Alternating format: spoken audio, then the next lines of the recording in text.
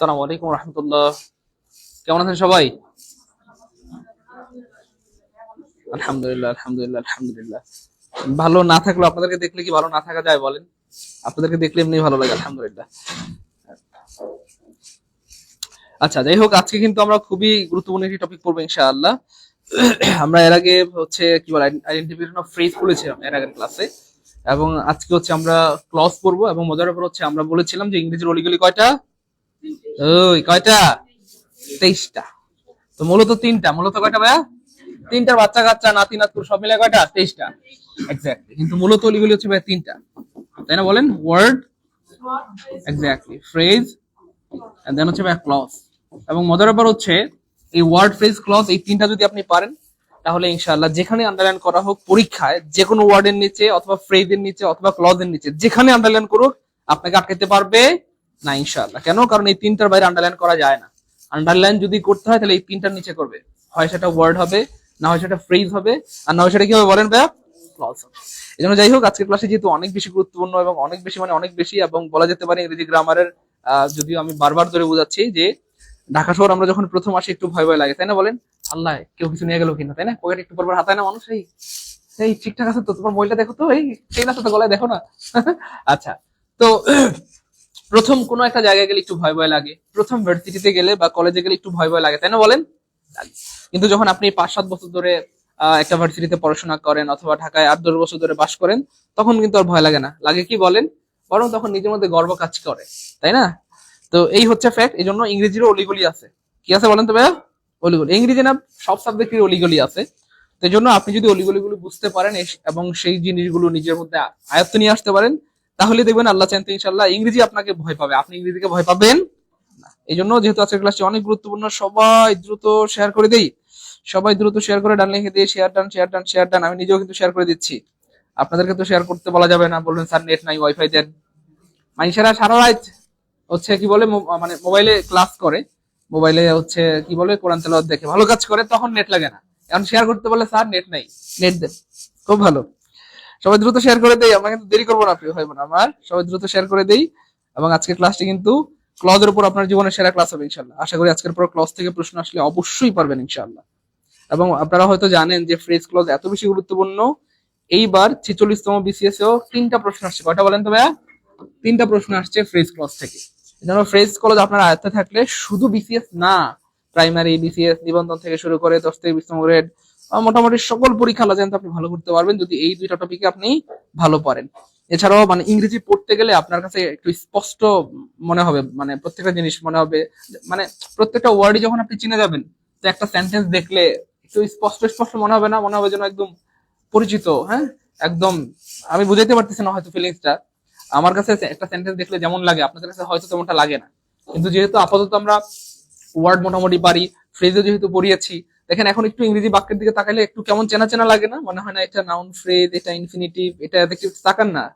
ফকির নেই আপনাদের, নাই সামনে কোনো ইংরেজি বড় লোককে, মানে একটা ইংরেজি সেন্টেন্স দেখলে এখন একটু ভালো লাগে না? যারা ফ্রেজ পড়ছেন অলরেডি, তাই না বলেন? একটু একটু চেনা চেনা লাগে, এটা এটা এটা ফ্রেজ, বুঝতে তো পারি অ্যাটলিস্ট এটা একটা ফ্রেজ এবং এটা এই ফ্রেজ, তাই না বলেন? এই হচ্ছে ফ্যাক্ট আর কি।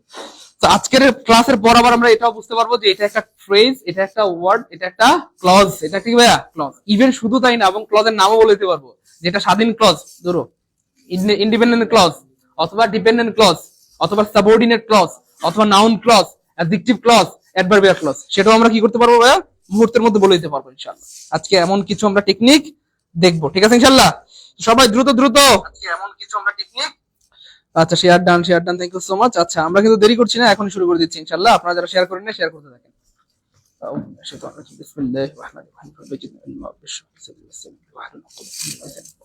ওকে, আচ্ছা, প্রথমত আমি যদি আপনাদেরকে জিজ্ঞাসা করি প্রিয় ভাই বোন আমার, এই আইডেন্টিফিকেশন শব্দটা কোন parts of speech? Good, noun. কেন ভাইয়া? শন আছে, কি আছে? শন আছে। শন থাকলে কি হয়? নাউন হয়। এটা একটা ফ্যাক্ট।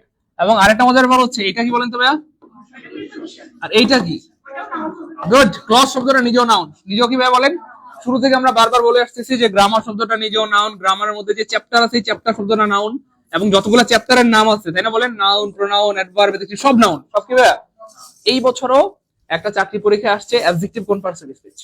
নাউন, তাই না বলেন? নিঃসন্দেহে, এক্স্যাক্ট। এবং মজার ব্যাপার হচ্ছে আমরা তো এটা গেল ওয়ার্ডের সেকশন, মানে এটা হচ্ছে নাউন, এটা হচ্ছে প্রিপোজিশন, এটা হচ্ছে ভাইয়া, এবং একটা স্ট্রাকচারই এমন আছে যে noun plus preposition plus noun হয়, noun plus preposition plus noun. Student of BUET, student of RUET, man of letter, মানে এটা একটা স্ট্রাকচারই আছে আর কি। এটা একটা ব্যাপার। এখন যদি আমি জিজ্ঞাসা করি প্রিয় ভাই বোন আমার, এই পুরাটা কি? এটা একটা কি ভাইয়া? ফ্রেজ। কেন? নাউন দিয়ে যদি কোনো একটা ফ্রেজ শুরু হয় এবং নাউন দিয়ে যদি শেষ হয়, তাহলে ওই ফ্রেজের নাম কি হয়ে যায়? মাঝখানে কি আছে এটা দেখার টাইম নেই, দেখার দরকারও নাই। এটা দেখার এমনি না, টাইম নেই, এটা দেখার টাইম নেই, এটা দেখার দরকারও।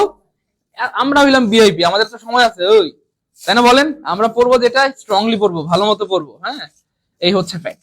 তো মজার ব্যাপার হচ্ছে, দেখেন একটা বিষয় খেয়াল করেন, আমরা ক্লজ পড়তে আসছি, কিন্তু আজকে আমরা এই ক্লজের পড়ার মধ্যে কিন্তু ফ্রেজ পাইছি কিনা বলেন? প্রথমত আমরা ওয়ার্ড পাইছি, প্রত্যেকটা সিঙ্গেল হচ্ছে একটা ওয়ার্ড, এটা একটা ওয়ার্ড, এটা একটা ওয়ার্ড, এটা একটা ওয়ার্ড, এন্ড পুরোটা মিলে একটা ফ্রেজ। পুরোটা মিলে কি বললেন? একটা ফ্রেজ।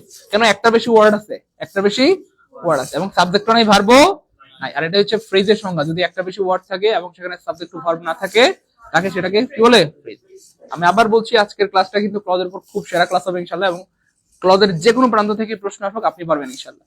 এই জন্য এখনো যারা শেয়ার করে নিয়ে শেয়ার করে দিই, এবং অবশ্যই খাতা কলম নিয়ে বলবো, প্রত্যেকটা কোনায় কোনায় প্রত্যেকটা জায়গা আমরা মানে নোট করে রাখবো, সারা জীবন কাজে লাগবে এই নোট, ঠিক আছে ইনশাআল্লাহ? ওকে ফাইন, শুরু করে দিচ্ছি ইনশাআল্লাহ। ক্লজ কি আমরা সবাই অলরেডি জানি, তোমাদের ক্লজ কি জিনিস? সাবজেক্ট এবং ফাইনাইট ভার্ব, এক্স্যাক্টলি। একটা বেশি ওয়ার্ড থাকবে এবং সাবজেক্ট এবং ফাইনাইট ভার্ব থাকলে তাকে কি বলে? এক্স্যাক্টলি। একটি সাবজেক্ট ও একটি ফাইনাইট ভার্ব একসাথে থাকলে তাকে ক্লজ বলে। তাহলে একটা সাবজেক্ট ও একটা ফাইনাইট ভার্ব একসাথে থাকলে তাকে কি বলে বলেন তো ভাইয়া? আচ্ছা, আপনাদের কি মনে আছে ওয়ার্ড কাকে বলে? এক্স্যাক্টলি। সিঙ্গেল হলে তাকে কি বলে বলেন তো ভাইয়া? ওয়ার্ড বলে। আর একটার বেশি ওয়ার্ড হইলে এবং সেখানে সাবজেক্ট ও ফাইনাইট ভার্ব না থাকলে? এক্স্যাক্টলি, গুড, ভালোই তো পারেন আলহামদুলিল্লাহ। আর একটা বেশি ওয়ার্ড হলে এবং এখানে সাবজেক্ট ও একটা ফাইনাইট ভার্ব থাকলে তাকে? এক্স্যাক্টলি, ঠিক বলছেন, মাশাআল্লাহ।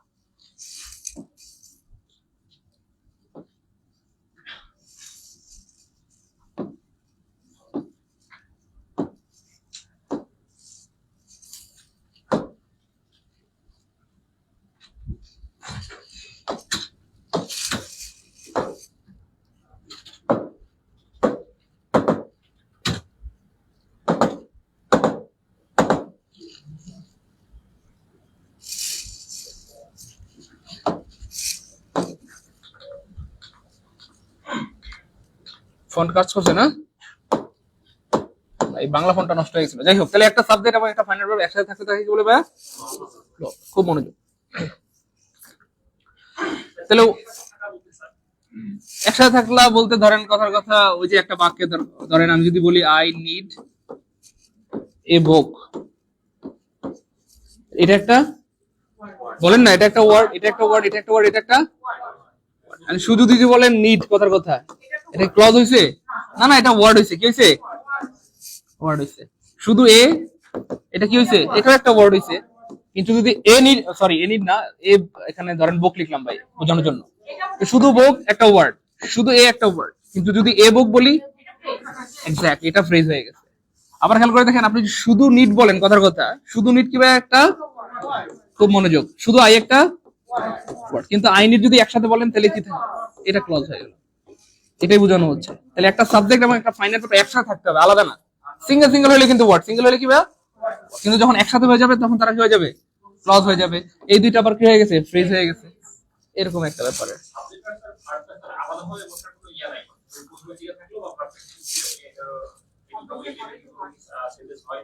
বুঝলেন? আবার বলেন। সাবজেক্ট সামনে পিছনে থাকা আমাদের সমস্যা নাই, সাবজেক্ট মানে একসাথে থাকলেই হয়। সামনে পিছনে নিয়ে সমস্যা নাই তো, ইন্টারোগেটিভ সেন্টেন্সের সামনেই তো থাকবে, সামনে পিছনে নিয়ে সমস্যা নেই। কারণ আমরা একবার বলি নাই যে সামনে থাকলে ক্লজ হবে, পিছনে থাকলে কি জানো ক্লজের বউ, একই, সমস্যা নেই, সামনে পিছনে সমস্যা নেই। খেয়াল করেন, বউ একটা ওয়ার্ড, আমরা জাস্ট যেহেতু ওই ক্লজ পড়াচ্ছি, আমরা জাস্ট এটা আবার একটু রিপিট করছি আপনাদের স্মরণার্থে, মনোযোগ, হ্যাঁ। তাহলে একটা হলে তাকে কি বলে ভাইয়া? মানে এই শুধু শুধু বুক একটা ওয়ার্ড। আর এ বুক কিন্তু ওয়ার্ড না, এ বুক কি হয়ে গেল ভাইয়া? সংজ্ঞা কি? একটা বেশি ওয়ার্ড হলে এবং সেখানে সাবজেক্ট ফাইনাল ভার্ব না থাকলে, এখানে সাবজেক্টও নাই, ভার্বও নাই, কিন্তু একটা বেশি ওয়ার্ড আছে। একটা বেশি ওয়ার্ড মানে দুইটা থেকে শুরু, কয়টা থেকে?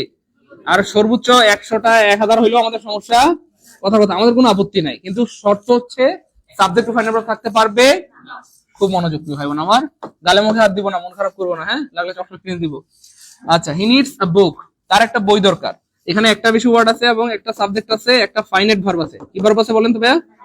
Finite verb. ফাইনাইট ভার্ব মানে যেই ভার্বটা দেখলে টেন্স চেনা যায় তাকে ফাইনাইট ভার্ব বলে। সেটা স্পষ্ট বোঝা যাচ্ছে প্রেজেন্ট টেন্স। কোন টেন্স? আমি যদি বলতাম হি নিডেড এ বুক, এটাও পাস্ট টেন্স। আমি যদি বলতাম he will need a book, future tense, তাই না বলেন? তাহলে যে ভার্ব দেখলে টেন্স চেনা যায় তাকে ফাইনাইট ভার্ব বলে। সো আমি যদি বলি আই লাভ গোয়িং, গোয়িং কোন টেন্স কে বলতে পারবেন? আই লাভ টু গো, এটা কোন টেন্স?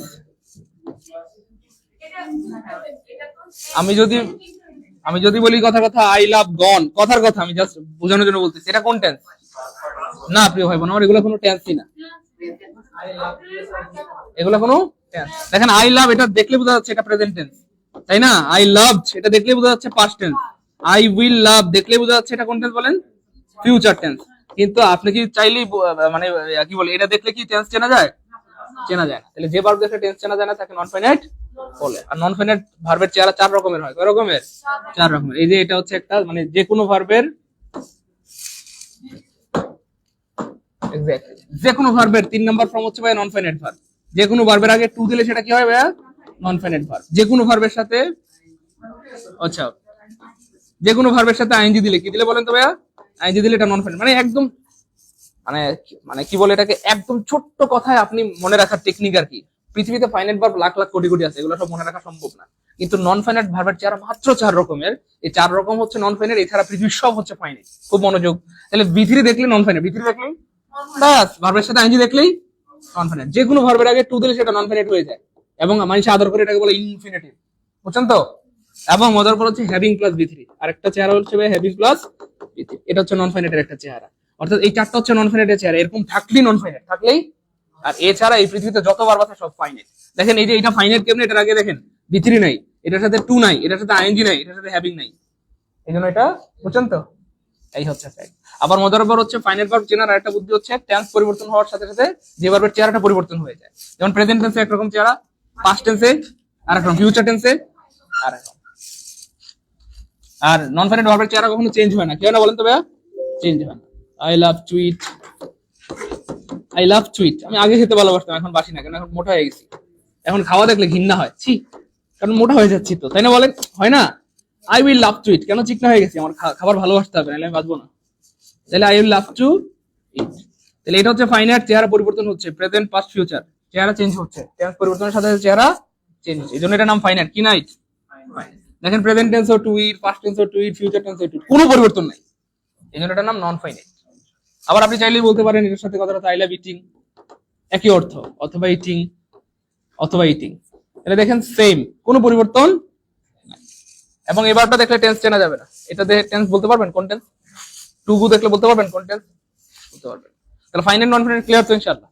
তাহলে ক্লজ হইতে হলে অবশ্যই ফাইনাইট ভার্ব থাকতে হবে, ফাইনাইট ভার্ব। এবং মজার পর হচ্ছে নন ফাইনাইট ভার্ব দিয়ে ফ্রেজ বানানো হয়। কি বানানো হয়? ভাইয়ের কথা বুঝছেন কিনা? নন ফাইনাইট ভার্ব দিয়ে কি বানানো হয়? ফ্রেজ বানানো হয়। আর নন ফাইনাইট ভার্বটা অনেক সময় ভার্বের মধ্যে পড়ে না, এটা ওই নাউন হিসেবে কাজ করে বা অন্যান্য হিসেবে কাজ করে আর কি। যাই হোক, নন ফাইনাইট থাকলে ফ্রেজ হয়ে যাবে।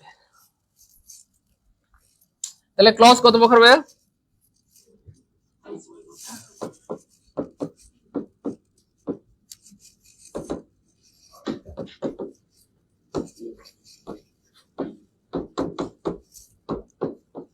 মজার একটা ব্যাপার খেয়াল করে দেখেন, এটা কোন টেন্স কে বলতে পারবেন? এটা কোনো টেন্সই না ভাইয়া, এটা দেখে পৃথিবীর কেউ বলতে পারবে না কোন টেন্স, এই জন্য এটা নাম নন ফাইনাইট। যেটা দেখলে টেন্স চেনা যায় ওইটাই নন ফাইনাইট। এবং মজার ব্যাপার হচ্ছে এই অংশটা ফ্রেজ কেন? নন ফাইনাইট ভার্ব যোগে গঠিত হয়েছে, একটার বেশি ওয়ার্ড আছে, এবং বাই যোগে গঠিত হয়েছে, এই জন্য এটা নাম প্রিপোজিশনাল ফ্রেজ, বুঝছেন তো? আর এইটা একটা ভাইয়া ক্লজ, কেন ক্লজ? ওই যে দেখলে চেনা যাচ্ছে এটা ফিউচার টেন্স, সাবজেক্ট আছে। এখানে অনেকে বলবে ভাইয়া এখানে তো ভার্ব আছে, তাহলে এটা ক্লজ, কিন্তু আছে, কিন্তু আসলে নন ফাইনাইট ভার্ব। কি ফাইনাইট? আর নন ফাইনাইট ভার্ব দিয়ে ক্লজ হয় না, ফ্রেজ হয়। কি হয়? একটু মনে রাখেন, এই যে টিকে টিকে জিনিসগুলো, মানে ছোট ছোট জিনিসগুলো আপনাকে অনেক হেল্প করবে। তাহলে ক্লজ হচ্ছে ভাই 3 প্রকার। কয় প্রকার ভাইয়া? একটা হচ্ছে প্রিন্সিপাল, আর হচ্ছে সাবঅর্ডিনেট ক্লজ, আর হচ্ছে কোঅর্ডিনেট। প্রিন্সিপাল ক্লজের আরো কয়েকটা নাম আছে, মানে বলে ইন্ডিপেন্ডেন্ট ক্লজ, অথবা আরো বলে মেইন ক্লজ। তাহলে তিনটা নাম, principal clause, independent clause, main. আর সাবঅর্ডিনেট হচ্ছে অধীন, অন্যের অধীন, অন্যের সাহায্য ছাড়া যে চলতে পারে না, এটাকে অনেকে আদর করে ডিপেন্ডেন্ট বলে আর কি, মানে নির্ভরশীল, বুঝছেন তো? তাইলে এটার আরেকটা নাম কি ভাইয়া? Dependent clause. সাবঅর্ডিনেট ক্লজের আরেকটা নাম হচ্ছে ডিপেন্ডেন্ট। অপশনে সাবঅর্ডিনেট ক্লজ নাও থাকতে পারে, ডিপেন্ডেন্ট ক্লজ থাকবে, তখন কি ভয় পাবেন? ভয় পাবো না আমরা, কারণ আমরা অলরেডি জানি যে সাবঅর্ডিনেট ক্লজের আরেকটা নাম কি বলেন তো ভাইয়া? Dependent clause. Okay fine. এখন মজার ব্যাপার হচ্ছে, খেয়াল করে দেখেন, প্রিন্সিপাল মানে হচ্ছে ভাইয়া স্বাধীন, আমরা যে এটা একটু আগে লিখছিলাম মানে ইন্ডিপেন্ডেন্ট ক্লজ, তাহলে প্রিন্সিপাল ক্লজের আরেকটা নাম হচ্ছে ভাইয়া স্বাধীন ক্লজ, স্বাধীন, হ্যাঁ। আর এটা হচ্ছে ভাইয়া নির্ভরশীল, খুব খেয়াল করেন। মানে সাবঅর্ডিনেট মানে হচ্ছে অন্যের অধীন, অথবা ডিপেন্ডেন্ট, ডিপেন্ডেন্ট মানে হচ্ছে কি ভাইয়া? নির্ভরশীল। আচ্ছা, যে স্বাধীন বাক্য মানে স্বাধীন হয়, তার কি অন্য কারো সাহায্য লাগে না, নিজে নিজে চলতে পারে? স্বাধীন তো তাকে বলা হয় যার অন্য কারো সাহায্য লাগে। এক্স্যাক্টলি, ঠিক সেম প্রিয় ভাই বোন আমার, প্রিন্সিপাল ক্লজের কারো সাহায্য লাগে না, সে একা একাই পরিপূর্ণ অর্থ দিতে পারে, এই জন্যই তাকে বলা হয় প্রিন্সিপাল ক্লজ, অথবা ইন্ডিপেন্ডেন্ট ক্লজ, অথবা মেইন ক্লজ। ক্লিয়ার? যেমন ধরেন, আই উইল গো, আমি যাব, পরিপূর্ণ অর্থ দিচ্ছে, আমি যাব, আমি ডাক্তার হবো, আমি ইঞ্জিনিয়ার হবো, আমি পড়াশোনা করবো, আমি ভালো মানুষ হবো, হচ্ছে কিনা দেখেন, পরিপূর্ণ অর্থ দিচ্ছে কিনা? দিচ্ছে, এই জন্য এটার নাম প্রিন্সিপাল। আর এইটা সাবঅর্ডিনেট ক্লজ মানে হচ্ছে অন্যের অধীন অথবা নির্ভরশীল, এটা কখনোই পরিপূর্ণ অর্থ দিতে পারে না, মানে নিজে নিজে কখনো পরিপূর্ণ অর্থ দিতে পারে, এখানে বাক্য তৈরির সব উপাদান আছে, সাবজেক্ট আছে, ভার্ব আছে, তবু সে পরিপূর্ণ অর্থ দিতে পারে না, এই জন্যই তাকে বলা হয় ডিপেন্ডেন্ট, নির্ভরশীল, সে সবসময় অন্যের উপর নির্ভরশীল। কার উপর ভাইয়া?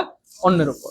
যেমন আপনি যদি বলেন ইফ ইউ কাম, যদি তুমি আসো, বাক্য হইছে, পরিপূর্ণ অর্থ দিচ্ছে না, আপনি সে আবার জিজ্ঞেস করবে কি কইছি না একবার, যদি তুমি আসো, আরে বাবা কইবা তো কি, আর কইতে আমার শরম লাগে, যদি তুমি আসো, আরে বাবা কি, আরে তুমি আসলে আমি যাব, কারণ পরের অংশটা না বললে কখনোই পরিপূর্ণ অর্থ দিবে। তাহলে if you come I will go, তুমি আসলে আমি যাবো, এটা বুঝো না, আবার বলা লাগে, না বললে কেমনে বুঝি, অনেক কিছু হইতে পারে। তাহলে খেয়াল করে দেখেন, if you come I will go, অথবা if you eat I will eat, তাই না? তুমি খাইলে আমি খাবো, তাই না? অনেক সময় বলি না আমরা? তাহলে এটা পরিপূর্ণ অর্থ দিতে পারে না, এই জন্য এটাকে বলা হয় ডিপেন্ডেন্ট বা নির্ভরশীল বা সাবঅর্ডিনেট ক্লজ। তো এটা কার উপর নির্ভরশীল? সবসময় প্রিন্সিপাল ক্লজের উপর নির্ভরশীল, এটা প্রিন্সিপাল ক্লজ। এটা সবসময় কার উপর নির্ভরশীল? সাবঅর্ডিনেট ক্লজটা সবসময় প্রিন্সিপাল ক্লজের উপর। আর কোঅর্ডিনেট ক্লজ মানে হচ্ছে ভাইয়া দুইটা স্বাধীন বাক্য থাকবে। কয়টা ভাইয়া? দুইটাই স্বাধীন বাক্য থাকবে, মানে এই পাশেও থাকবে একটা পিসি বা প্রিন্সিপাল ক্লজ, এই পাশেও থাকবে একটা কি ভাইয়া? Principal clause. মাঝখানে থাকবে ভাইয়া ফ্যান বয়েজ, কি থাকবে? FANBOYS. এফ মানে ফর, এ মানে এন্ড, এন মানে, বি মানে বাট, ও মানে, ওয়াই মানে, এস মানে সো। অর্থাৎ এই কনজাংশন গুলো দ্বারা দুইটা স্বাধীন বাক্য যদি যুক্ত হয়, দুইটা প্রিন্সিপাল ক্লজ যদি যুক্ত হয়, তবে সেটাকে বলা হয় কোঅর্ডিনেট ক্লজ। তো মজার ব্যাপার হচ্ছে, কোঅর্ডিনেট ক্লজ থেকে পরীক্ষা তেমন প্রশ্ন আসে না, এন্ড প্রিন্সিপাল ক্লজ থেকে প্রশ্ন আসে না, কারণ এই দুইটার কোনো প্রকারভেদ নাই, বাচ্চা কাচ্চা নাই। সো এইটা থেকে প্রশ্ন আসে পরীক্ষায়, সাবঅর্ডিনেট ক্লজ থেকে। আর সাবঅর্ডিনেট ক্লজ হচ্ছে ভাইয়া তিন প্রকার। কয় প্রকার বলেন তো ভাইয়া? নাউন ক্লজ, অ্যাডজেক্টিভ ক্লজ, সেজন্য স্যার বলছিলেন প্লিজ, প্রশ্ন করতে চাইছিলেন কোনো? আচ্ছা, তাহলে প্রিন্সিপাল ক্লজ কয় প্রকার ভাইয়া? সাবঅর্ডিনেট ক্লজ তিন প্রকার। এইখানে একটা মজার জিনিস, থ্যাংক ইউ সো মাচ আমার প্রিয় ভাইকে, এইখানে একটা মজার জিনিস কি,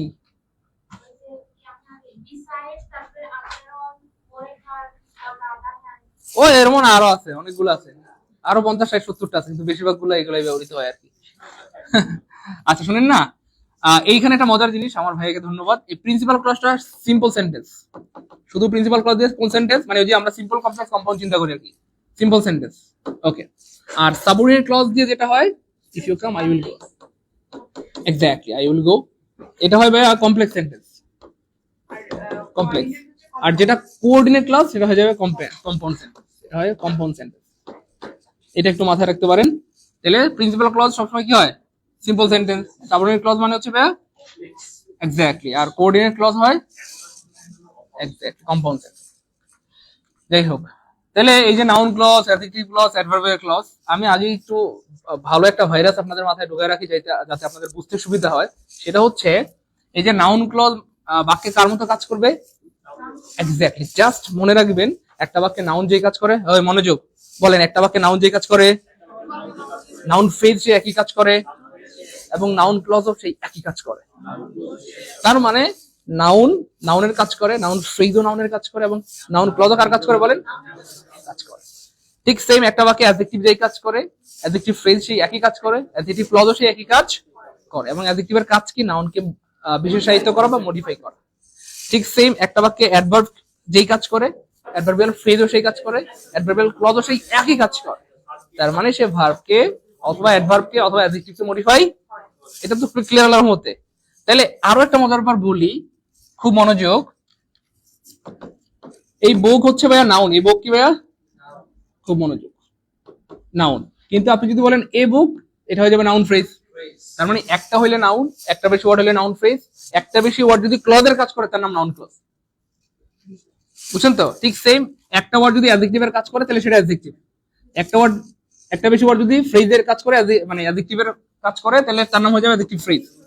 একটার বেশি ওয়ার্ড যদি অ্যাডজেক্টিভের কাজ করে এবং সেখানে সাবজেক্ট ফাইনাল থাকে তার নাম অ্যাডজেক্টিভ। ঠিক আছে, এই হচ্ছে ঠিক সেম একটা ওয়ার্ড যদি অ্যাডভার্বের কাজ করে, যেমন কথা কথা স্লোলি, এটা অ্যাডভার্ব। এটা কি বলেন তো ভাইয়া? অ্যাডভার্ব। তারপরে দেখেন এখানে আমি যদি বলি ইন দা ইস্ট, মানে সূর্য পূর্ব দিকে ওঠে, তাহলে এই যে ইন দা ইস্ট এটাও কিন্তু অ্যাডভার্ব। এটা কি ভাই বলেন? অ্যাডভার্ব। কোন দিকে ওঠে?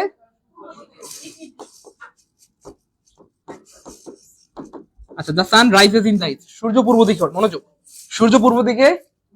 কারণ এই জিনিসগুলো ক্লিয়ার থাকলে আপনার সুবিধা হবে আর কি ইনশাআল্লাহ। এটা কিন্তু অ্যাডভার্ব, মনে রেখেন। হ্যাঁ, স্লোলি অ্যাডভার্ব। এবং সূর্য এই যে কোন দিকে ওঠে, ইন দা ইস্ট, পূর্ব দিকে ওঠে, এটাও কিন্তু অ্যাডভার্ব। এটা কি বলেন তো ভাইয়া? কারণ কোন দিকে দিয়ে প্রশ্ন করলে আপনার পাওয়া, এটা অ্যাডভার্ব ঠিক আছে, কিন্তু এটা শুধু অ্যাডভার্ব না, এটা অ্যাডভার্বিয়াল ফ্রেজ। অ্যাডভার্বিয়াল কারণ একটা ওয়ার্ড হলে সেটা অ্যাডভার্ব, কিন্তু এখানে কয়টা? একটা, দুইটা, তিনটা। একটা বেশি ওয়ার্ড যদি অ্যাডভার্বের কাজ করে আর সেখানে ফাইনাল ভার্ব না থাকে বা সাবজেক্ট না থাকে, তাহলে তার নাম হয়ে যায় অ্যাডভার্বিয়াল। বুঝছেন তো ইনশাআল্লাহ? আবার যদি কথার কথা এটাই যদি ক্লজের কাজ করতো কোন একটা অ্যাডভার্ব, তখন তার নাম হয়ে যেত অ্যাডভার্বিয়াল। এইটা হচ্ছে ফ্যাক্ট। ক্লিয়ার? ওকে, এখন আমরা মাত্র 4টা বাক্য দিয়ে মোটামুটি আমাদের ক্লাসটা শেষ করে ফেলবো ইনশাআল্লাহ। তারপর আরো বিস্তারিত পড়বো, কিন্তু এই 4টা বাক্য দিয়ে মোটামুটি ধরেন 3টা যে ক্লজ আছে, নাউন, অ্যাডজেক্টিভ এবং অ্যাডভার্বিয়াল, এটার একদম ধরেন কথার কথা কি বলবো 98% ধারণা ক্লিয়ার হয়ে যাবে। আলহামদুলিল্লাহ বলেন। মানে এই 4টা বাক্য দিয়ে 98% ধারণা ক্লিয়ার হয়ে যাবে ক্লজের। ওই যে কারণ আমাদের আজকের পর থেকে ক্লজ মানে কিন্তু আমরা বুঝবো noun clause, adjective, adverbial. Noun মানে নাউন ক্লজ, অ্যাডজেক্টিভ ক্লজ এবং কি ভাই? কারণ পরীক্ষায় 3টাই আসে। সাবঅর্ডিনেট ক্লজ থেকে প্রশ্ন আসে, প্রিন্সিপাল ক্লজ থেকে প্রশ্ন আসলে আশা করি পারবো ইনশাআল্লাহ, কোঅর্ডিনেট ক্লজ থেকে আসলে পারবো ইনশাআল্লাহ। কারণ 2টা স্বাধীন বাক্য, ঝামেলাটা হবে এখানে, এবং এখান থেকে প্রশ্ন আসে। ঠিক আছে ইনশাআল্লাহ? তাহলে আজকের পর থেকে ক্লজ শুনলেই মনে করবো নাউন ক্লজ অথবা অ্যাডজেক্টিভ অথবা কি ভাই? অ্যাডভার্ব। এবং এই 3টা বা 4টা বাক্য দিয়ে একটা অ্যারাউন্ড ক্লজের 90% ধারণা কি হয়ে যাবে? ক্লিয়ার হয়ে যাবে। মানে আমরা চিনে ফেলতে পারবো যে কোনটা নাউন ক্লজ, কোনটা অ্যাডজেক্টিভ এবং কোনটা অ্যাডভার্বিয়াল। একটু মনোযোগ দিতে হবে এখানটাতে প্লিজ, যেহেতু এই 4টা বাক্য দিয়ে মোটামুটি ধরেন ক্লাসের অধিকাংশ জায়গাটা শেষ হয়ে যাবে। ইট ওয়াজ মর্নিং হোয়েন হি কেম। আমরা আগেই বলছি প্রিন্সিপাল ক্লজের কোনো প্রকারভেদ নাই, এটা তেমন পরীক্ষা আসে না। প্রকারভেদ হচ্ছে কার? Subordinate clause. আর সাবঅর্ডিনেট ক্লজ চেনার উপায় হচ্ছে সাবঅর্ডিনেট ক্লজের শুরুতে সবসময় একটা ক্লজ মার্কার থাকবে। ক্লজ মার্কার থাকবে। ক্লজ মানে সাবঅর্ডিনেট ক্লজ এবং প্রিন্সিপাল ক্লজ চেনার বুদ্ধিটা কি, কেমনে বুঝবো? বলছে ভাই এটা সাবঅর্ডিনেট ক্লজ। সাবঅর্ডিনেট ক্লজের মাথায় সবসময় একটা ক্লজ মার্কার থাকবে। ক্লজ মার্কার মানে ধরেন, যেহেতু আমরা জানি যে সাবঅর্ডিনেট ক্লজ মানে হচ্ছে ভাই ডিপেন্ডেন্ট ক্লজ। কোন ক্লজ ভাই? বা নির্ভরশীল ক্লজ। তো যেই মানুষটা নির্ভরশীল হয় বা ডিপেন্ডেন্ট হয়, সে কি একা একা চলতে পারে নাকি তার হুইল চেয়ার লাগে বা লাঠি লাগে? খুব মনোযোগ। যে মানুষটা নির্ভরশীল হয় সে কিন্তু একা একা চলতে পারে না, তার একটা লাঠি লাগে অথবা হুইল চেয়ার লাগে। অর্থাৎ সে কিন্তু অনেকটা বোঝার মতো, মানে আমরা বোঝা মনে করি, যদিও সে বোঝা না, কিন্তু সবসময় তার মাথায় একটা বোঝা থাকে। কি থাকে? বোঝা থাকে। ঠিক সেম সাবঅর্ডিনেট ক্লজের মাথায় একটা বোঝা থাকবে। কি থাকবে বলেন? দেখেন এই যে এইটা হচ্ছে ভাই প্রিন্সিপাল ক্লজ, এটার মাথায় কোনো বোঝা আছে? এই যে প্রিন্সিপাল ক্লজ মাথায় কোনো বোঝা আছে? কিন্তু এই যে দেখেন এই যে ক্লজটা মানে সাবজেক্ট আছে, ভার্ব আছে, এটা কিন্তু একটা ক্লজ হয়ে গেছে। এইটার আগে দেখেন একটা কি আছে? এবং এই পৃথিবীতে যত সাবঅর্ডিনেট ক্লজ আছে প্রত্যেকটার মাথায় একটা বোঝা আছে, মানে বুঝছেন তো? ক্লজ মার্কার থাকবে। হ্যাঁ, হোয়েন, হোয়াই, ইফ, আনটিল, দো, although, as if, as though, কোনো না কোনো একটা ক্লজ মার্কার মানে একটা বোঝা থাকবে, তার মাথায় সবসময় কি থাকবে? এক্স্যাক্ট। তাহলে বলেন তো এখানে সাবঅর্ডিনেট ক্লজ কোনটা ভাইয়া? Exactly, when he came. Good. এখানে হোয়েন হি কেম। এখানে ভাইয়া হোয়াট হি ওয়ান্ট, মানে একটা মাথায় কিন্তু বোঝা থাকবে। এটা কিন্তু ক্লজ হয়ে গেছে, আর কিন্তু লাগে না। ক্লজ হওয়ার জন্য এটাই যথেষ্ট। কিন্তু ওই যে সাবঅর্ডিনেট মানে তার মাথায় একটা কি থাকবে? এক্স্যাক্টলি, বোঝা থাকবে। Okay fine. তারপর দেখেন এখানে কতটুকু হোয়াট হি সেড। একটা বিষয় মনে রাখবেন, সাবজেক্ট এবং ভার্ব হলে কিন্তু ক্লজ হয়ে যায়। ঠিক আছে ইনশাআল্লাহ? সাবজেক্ট এবং ভার্ব, সাবজেক্ট এবং ভার্ব, এই যে সাবজেক্ট এবং ভার্ব। আবার কিন্তু দাগা বলেন না হোয়াট হি সেড ইজ, এ বাকিটুকুর দরকার নেই, সাবজেক্ট ভার্ব হইলেই কিন্তু এনাফ, ঠিক আছে? ক্লজের সীমানা এটা আর কি। Okay fine. তারপরে দেখেন এখন প্রশ্ন হচ্ছে, খুব খেয়াল করে দেখবেন এই ক্লজ মার্কারের আগে এখানে এটা কি জানো আছে ভাইয়া? কোন পার্টস অফ স্পিচ? এখানে কোন পার্টস অফ স্পিচ আছে? এখানে কোন পার্টস অফ স্পিচ আছে? খুব খেয়াল করবেন, হ্যাঁ? তাহলে দেখেন ক্লজ মার্কার আগে হয় নাউন থাকতে পারে, নাহলে ভার্ব থাকতে পারে, হয় নাউন নাহলে। Okay fine. যদি ক্লজ মার্কার আগে নাউন থাকে, কি থাকে ভাইয়া? আমরা খুব খেয়াল করে দেখবো এই যে ক্লজ মার্কার এবং এই এর আগের নাউনটা একই জিনিস বোঝাচ্ছে নাকি ভিন্ন জিনিস। খুব মনোযোগ, আবার বলছি, ক্লজ মার্কার যদি নাউন থাকে আমরা একটা টেস্ট করব। কি করব বলেন? টেস্ট করব ক্লজ মার্কার এবং এর আগের নাউনটা একই জিনিসকে বোঝাচ্ছে না ভিন্ন জিনিস। যদি একই জিনিসকে বোঝায় তাহলে সেটা হয়ে যাবে অ্যাডজেক্টিভ ক্লজ। কি হয়ে যাবে বলেন তো ভাইয়া? খুব মনোযোগ। তাহলে হোয়েন মানে কি জানো ভাইয়া? সময়। আচ্ছা মর্নিং মানে কি সময় না অসময়? সময়। তাহলে দুইটা কয় জিনিস বোঝাচ্ছে ভাইয়া? একই জিনিস। তাহলে এটা নিঃসন্দেহে অ্যাডজেক্টিভ ক্লজ, বাস কোনো কথা নেই। It was morning when he came. It was morning when he, এটা ক্লজ মার্কার আগে নাউন থাকলে আমরা একটা টেস্ট করব। টেস্ট করে যদি দেখি যে ক্লজ মার্কার এবং তার আগে নাউন একই জিনিসকে বোঝাচ্ছে, একই জিনিসকে মিন করতেছে, তাহলে সেটা নিঃসন্দেহে অ্যাডজেক্টিভ। এখন মজার ব্যাপার হচ্ছে এই যে ক্লজ মার্কার যদি নাউন থাকে, হ্যাঁ, ক্লজ মার্কার এবং এর আগের নাউন যদি ভিন্ন জিনিস হয়, কোন জিনিস বলেন তো ভাইয়া? ভিন্ন জিনিস হয়, তাহলে কোনো কথা নেই, নিঃসন্দেহে অ্যাডভার্বিয়াল। অ্যাডভার্বিয়াল ক্লজ বের করার জন্য কোনো টেস্ট টুস লাগে না। টেস্ট টুস বুঝেন কিন্তু ব্যাপারটা, মানে টেস্টে ফেল মারলে অ্যাডভার্বিয়াল। বলেন টেস্টে ফেল মারলেই মানে আমরা দেখবো একই জিনিস না ভিন্ন জিনিস। একই জিনিস হইলে সে পাস করছে, আর যদি একই জিনিস না হয় ভিন্ন জিনিস হয় তার মানে ফেল মারছে। টেস্টে ফেল মারলে অ্যাডভার্বিয়াল। অ্যাডভার্বিয়াল ক্লজ বের করার জন্য কোনো টেস্ট টুস দরকার, ফেল মারলে অ্যাডভার্বিয়াল। তাহলে দেখেন খেয়াল করে দেখেন ভাইয়া, এখানে হোয়েন মানে কি জানো ভাইয়া? এটার আগে এটা নাউন আছে না? তাহলে আমরা নাউন থাকলে কি চেক করবো? একই জিনিস না ভিন্ন জিনিস। নাউন থাকলে কি চেক করবো? একই জিনিস না ভিন্ন জিনিস। তাহলে হোয়েন মানে সময়, আর মুভি মানে? মুভি মানে কি সময়? মুভি মানে তো ফিল্ম বা ছবি, মুভি মানে সময় না। মুভি মানে আপনার এটাও তো বলা দরকার নেই যে স্যার মুভি মানে তো ছবি, ছবি মানে ফিল্ম, ফিল্ম মানে স্যার আমরা যেটা আগে দেখতাম স্যার এখনো দেখি। এত কিছু বলা দরকার নেই, এত সময় আমাদের নাই। আমরা জাস্ট বলবো হোয়েন মানে সময়, কিন্তু মুভি মানে সময় না। মুভি মানে কি না ভাইয়া? বুঝছেন তো ভাইয়ের কথা? মানে এত কিছু বলা দরকার নাই যে সময় কি না কি, এটা দরকার নাই। হোয়েন মানে সময়, কিন্তু মুভি মানে সময়, তার মানে একই জিনিস না ভিন্ন জিনিস। ভিন্ন জিনিস হলে কোনো টেস্ট দরকার নেই, আর নিঃসন্দেহে কি হয়ে যাবে। তাহলে আমি আবার বলছি মনোযোগ, নাউন থাকলে ক্লজ মার্কার কি থাকলে, নাউন থাকলে আমরা খুব মনোযোগের সাথে খেয়াল করে দেখবো ক্লজ মার্কার এবং এর আগে নাউন একই জিনিসটা কি ভিন্ন জিনিস। একই জিনিস হইলেই অ্যাডজেক্টিভ, একই জিনিস হইলেই। আর ভিন্ন জিনিস হলে কোনো টেস্ট দরকার, ভিন্ন জিনিস হলে কি হবে বলেন? আচ্ছা আমি যদি কথাটা এখানে লিখি, I know the boy who is কাইল্লা। ধরেন দেখেন তো হু মানে কি জানো ভাই? মানুষ না মানুষ? আর হ্যাঁ কাইল্লা দেখে কি মানুষ না মানুষ? কাইল্লা হলো হ্যাঁ মানুষ। তাহলে একই জিনিস ভিন্ন জিনিস, নিঃসন্দেহে এটা অ্যাডজেক্টিভ ক্লজ। বুঝছেন তো ভাইয়ের কথা? আই নিড দা বুক, কথার কথা, I need the book which he take. সে যে বইটা নিয়ে গেছে ওইটা আমার দরকার। তাহলে হুইচ মানে বস্তু না বস্তু? বুক মানে বস্তু না বস্তু? একই জিনিস ভিন্ন জিনিস, একই জিনিস হইলেই অ্যাডজেক্টিভ, একই জিনিস হইলেই অ্যাডজেক্টিভ। আচ্ছা তাহলে এখন খেয়াল করে দেখেন, এটা হয়ে গেল, এটাও হয়ে গেল আলহামদুলিল্লাহ। এখন প্রশ্ন হচ্ছে খেয়াল করে দেখেন, এই ক্লজ মার্কার মানে সরি এটা হচ্ছে ক্লজ বা ক্লজ মার্কার। এই ক্লজ মার্কার এটা কি আছে ভাইয়া? আচ্ছা ক্লজ মার্কার যদি ভার্ব থাকে আমরা আবার একটা টেস্ট করব। কি করবো ভাইয়া? ক্লজ মার্কারে ভার্ব থাকলে আমরা টেস্ট করব। টেস্টটা মানে হচ্ছে ইট দিয়ে রিপ্লেস করার চেষ্টা করব। এই ক্লজটাকে কি দিয়ে ভাইয়া? আবার বলছি, ক্লজ মার্কারে যদি ভার্ব থাকে আমরা এই ক্লজটাকে ইট দিয়ে রিপ্লেস করার ট্রাই করব। কি দিয়ে? ইট দিয়ে রিপ্লেস করার ট্রাই করব। ইট দিয়ে রিপ্লেস করলে যদি মিলে যায় নিঃসন্দেহে নাউন ক্লজ। নিঃসন্দেহে কেন? কারণ এই পৃথিবীতে একমাত্র নাউন কে ইট দিয়ে রিপ্লেস করা যায়, একমাত্র নাউন কে ইট দিয়ে রিপ্লেস করা। এই জন্য ইট দিয়ে যদি রিপ্লেস করলে মিলে যায় তাহলে নিঃসন্দেহে কি হয়ে যাবে। এবং আরো মজার ব্যাপার হচ্ছে ইট থেকে আরেকটা শক্তিশালী ব্যাপার হচ্ছে আপনার এখানে যদি আমরা জানি নাউন কোথায় কোথায় বসতে পারে বলেন তো ভাইয়া? সাবজেক্ট পজিশনে, এক্স্যাক্টলি, অবজেক্ট পজিশনে, প্রিপজিশনের পরে ওই যে ওই জিনিসগুলো। তার মানে কোন একটা সাবজেক্ট পজিশনে ওয়ার্ড থাকলে সেটা নাউন হবে। সাবজেক্ট পজিশনে কোন একটা ফ্রেজ থাকলে নাউন ফ্রেজ। সাবজেক্ট পজিশনে কোন একটা ক্লজ থাকলে নাউন ক্লজ। অবজেক্ট পজিশনে কোন একটা ওয়ার্ড থাকলে নাউন। অবজেক্ট পজিশনে কোন একটা ফ্রেজ থাকলে নাউন ফ্রেজ। অবজেক্ট পজিশনে যদি কোন একটা ক্লজ থাকে তাহলে কি হবে? মানে ইটের থেকে এটা বেশি শক্তিশালী, এটা বেশি। খুব খেয়াল করে দেখেন, আই নো ইট মানে I know what he wants. সে কি চায় এটা আমি জানি। এটাকেই আমরা চাইলে বলতে পারি আই নো ইট, আমি এটা জানি, তোমার বলা দরকার নেই। আমি এটা আমি বলি না আমি জানি, তোমার মাতবুরি করা দরকার নেই, আমি এটা জানি। তাহলে মিলে যাচ্ছে না যাচ্ছে না? যাচ্ছে, এবং এই ভার্বের অবজেক্ট হিসেবে এই নো ভার্বের অবজেক্ট হিসেবে কাজ করতেছে কিনা বলেন? আমি এটা জানি সে কি চায়, আমি এটা জানি। অবজেক্ট হিসেবে কাজ করতেছে, আর অবজেক্ট হিসেবে কাজ করতে পারে এই পৃথিবীতে একমাত্র নাউন ক্লজ, অথবা ইট দিয়ে রিপ্লেস করা যায়, কাকে বলেন? একমাত্র নাউন ক্লজ। এই জন্য এটা কি হয়ে গেল? নিঃসন্দেহে নাউন ক্লজ। এবং আরো একটা মজার ব্যাপার আছে, নাউন ক্লজের আগে সাধারণত ভার্বটা ট্রানজিটিভ হয়। কি হয়? কারণ ইন্টারজেটিভ ভার্বের তো আর অবজেক্ট থাকে না। ইন্টারজেটিভ ভার্বের অবজেক্ট, ইন্টারজেটিভ ভার্বের পরে নাউন ক্লজ মানে হইতেই পারে না, সম্ভবই না। এই জন্য ভার্বটা যদি ট্রানজিটিভ হয়, সম্ভাবনা বেশি যে সেটা অবশ্যই কি হবে? নাউন ক্লজ হবে। বুঝছেন তো বের কথাটা? কারণ ইন্টারজেটিভ ভার্বের পরে তো আর অবজেক্ট থাকে না। অবজেক্ট হলে না সেটা নাউন ক্লজ হবে। ইন্টারজেটিভ ভার্বের পরে তো অবজেক্ট থাকেই না, থাকলে অ্যাডভার্ব থাকে। কি থাকে? অ্যাডভার্ব থাকে। এখন একটা মজার ব্যাপার খেয়াল করে দেখেন, আমি আবার বলছি, কোন একটা ক্লজ মার্কার আগে যদি ভার্ব থাকে, কি থাকে? আমরা ইট দিয়ে রিপ্লেস করার ট্রাই করবো, অথবা দেখবো যেটা সাবজেক্ট বা অবজেক্ট পজিশনে বসছে কিনা। বসলে নাউন ক্লজ।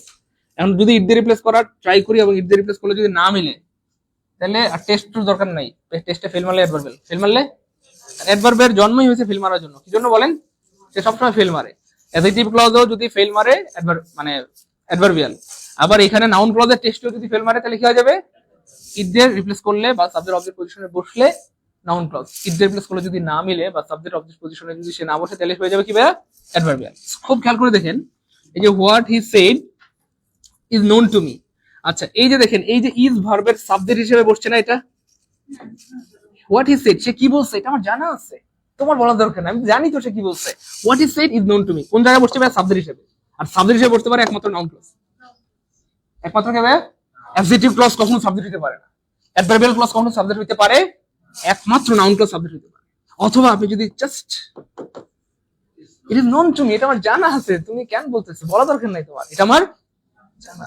তাহলে ইট দিয়ে রিপ্লেস করলে যা মিলে যায় এবং সাবজেক্ট পজিশনে বসছে, সব মিলে এটা হয়ে গেল কি বলেন তো ভাইয়া? নাউন। জাস্ট এভাবে যদি আপনি বলেন যে আই উইল গো, খেয়াল করে দেখেন, I will go where he lives, অর্থাৎ সে যেখানে বাস করে সেখানে আমি যাব। যেখানে বাস করে সেখানে আমি, তুমি যাইতে পারবো না, অনেক দূরে, না আমি যাবোই, সে যেখানেই বাস করে আমি সেখানে কি কি ইচ্ছা যাবে। আচ্ছা শোনেন না, তাহলে খেয়াল করে দেখেন, আমি আবার বলছি মনোযোগ। তাহলে আমরা বলছিলাম ক্লজ মার্কার যদি ভার্ব থাকে, কি থাকে? আমরা ইট দিয়ে রিপ্লেস করার ট্রাই করবো, সাবজেক্ট বা অবজেক্ট পজিশনে বসছে কিনা সেটা দেখবো, এবং ভার্বটা বসে ট্রানজিটিভ হইতে হবে। কি হইতে হবে? এখানেও দেখেন ক্লজ মার্কার আগে এই যে এটা একটা ক্লজ মার্কার কি আছে? তাহলে আমরা ইট দিয়ে, মানে প্রথম কাজ ইট দিয়ে রিপ্লেস করবো। আই উইল গো ইট, আমি ইহা যাব। এমন কোন বাক্য পৃথিবীতে আছে? আমি ইহা যাব, কইছি না আমি ইহা যাব, আমি ইহা যাব, এমন কোন বাক্য পৃথিবীতে? ইট দিয়ে রিপ্লেস করলে মিলতেছে না, এটা একটা ফ্যাক্ট। ফেল মারছে, ফেল মারলে কি নিঃসন্দেহে অ্যাডভার্ব, নিঃসন্দেহে এটা একটা ক্লু। আর একটা হচ্ছে দেখেন, এই ভার্বটা কি জানো ভাইয়া? আইটিভি মিয়া, international television, intransitive. Good, intransitive verb. তাহলে ইনট্রানজিটিভ ভার্বের পরে কখনোই নাউন হইতে পারে না, প্রোনাউন হইতে পারে না। হইলে অ্যাডভার্ব হবে, নাহলে খালি থাকবে। বুঝেন নাই মনে হয়? সে বেশিরভাগ সময় খালি থাকে। কি থাকে ভাইয়া? অনেক সময় খালি থাকে। আই উইল গো, আমি যাবো, আমি খাবো, কথার কথা এরকম খালি থাকে, মানে ফুল স্টপ থাকে। আর যদি হয় তাহলে অ্যাডভার্ব হয়। কি হয় ভাইয়া? যেমন ধরেন আরেকটা ইন্টারজেটিভ ভার্ব, হি ওয়াক্স, এটা একটা ইন্টারজেটিভ ভার্ব। কি ভার্ব বলেন? সে হয় খালি থাকে, মানে ফুল স্টপ থাকে, আর নাইলে তারপরে বসলে হি ওয়াক্স স্লোলি, আস্তে আস্তে হাঁটে, অথবা কুইকলি। ইন্টারজেটিভ ভার্বের পরে হয় খালি থাকে, মানে ফুল স্টপ হয়, আর হইলে অ্যাডভার্ব হয়। হইলে কি হয়? তার মানে আর যে হোক, এখানে বুঝছেন তো, ইন্টারজেটিভ ভার্ব হইলে এর পরে অবশ্যই অ্যাডভার্বিয়াল নাউন হওয়ার কোনো সুযোগ। এখন বলেন ভাই প্লিজ। না, হ্যাঁ, এটা তো নিঃসন্দেহে, এটা তো ইটারনাল, এটা তো অবশ্যই হবে। কোথায় দিয়ে প্রশ্ন করলে, মানে কোথায়, কখন, কেন, কিভাবে দিয়ে প্রশ্ন করলে উত্তর পাওয়া যাবে।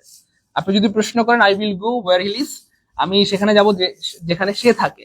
কোথায় যাবা? বলছি না, যেখানে সে থাকে। এই কই যাবা? এই কই যাবেন?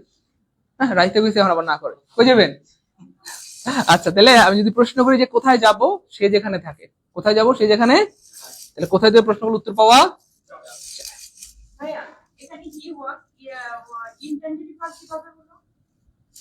কোনটা ভাইয়া? ও হি ওয়াক্স, হি ওয়াক্স, অথবা হি হইতে পারে স্লিপস, এগুলো ইন্টারজেটিভ ভার্ব। কেমন? সে কি কি হাঁটে? উত্তর নাই। সে কি হাঁটে? সে কাকে হাঁটে? কি বা কাকে তারা প্রশ্ন করলে উত্তর পাইলে সেটা ট্রানজিটিভ ভার্ব, আর উত্তর না পাইলে সেটা ইন্টারজেটিভ। আমি যদি প্রশ্ন করি সে কি হাঁটে, উত্তর নাই। কাকে হাঁটে? উত্তর নাই। সে কি ঘুমায়? উত্তর নাই। কাকে ঘুমায়? উত্তর নাই। তবে কাকে নিয়ে ঘুমায় এটা প্রশ্নগুলো উত্তর পাওয়া যাবে, কারণ এটা তো আপনার দরকার নেই, সে যারা নিয়ে ঘুমাক আপনার সমস্যা কি? তার মানে এখানে অবজেক্ট নাই, আর অবজেক্ট না থাকলে সেটা কি হয়ে যাবে? অবজেক্ট মিসিং আছে, কেমন? অবজেক্ট না থাকলে কি হয়ে যাবে? ইনফিনিটিভ। আবার যদি বলি he reads a book, he reads আ, সে কি পড়ে? উত্তর আছে, একটা বই পড়ে, ঠিক না? হি লাভস হিজ মাদার, সে কাকে ভালোবাসে? মাকে ভালোবাসে। তাহলে কি দ্বারা প্রশ্নগুলো উত্তর পাওয়া যাচ্ছে, কাকে দ্বারা প্রশ্নগুলো উত্তর পাওয়া যাচ্ছে, এই জন্য এগুলা ট্রানজিটিভ। আর এখানে যেহেতু উত্তর নাই তাই এগুলা, তাহলে ইন্টারজেটিভ ভার্বের পর অনেক সময় খালি থাকে, মানে ফুল স্টপ। আর হইলে অ্যাডভার্ব, হইলে, বুঝছেন তো ভাইয়ের কথা? মানে সে সাধারণত কাউকে নিতে চায় না, সাথে করে, খুব ভালো মানুষ, কাউকে নিতে চায় না। আর যদি নেয় তাহলে অ্যাডভার্বকে নেয়। কাকে নেয় বলেন? আচ্ছা বলেন, এই ক্লাস কি বুঝতেছেন আপনারা?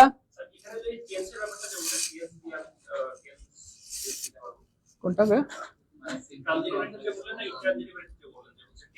Finite non finite?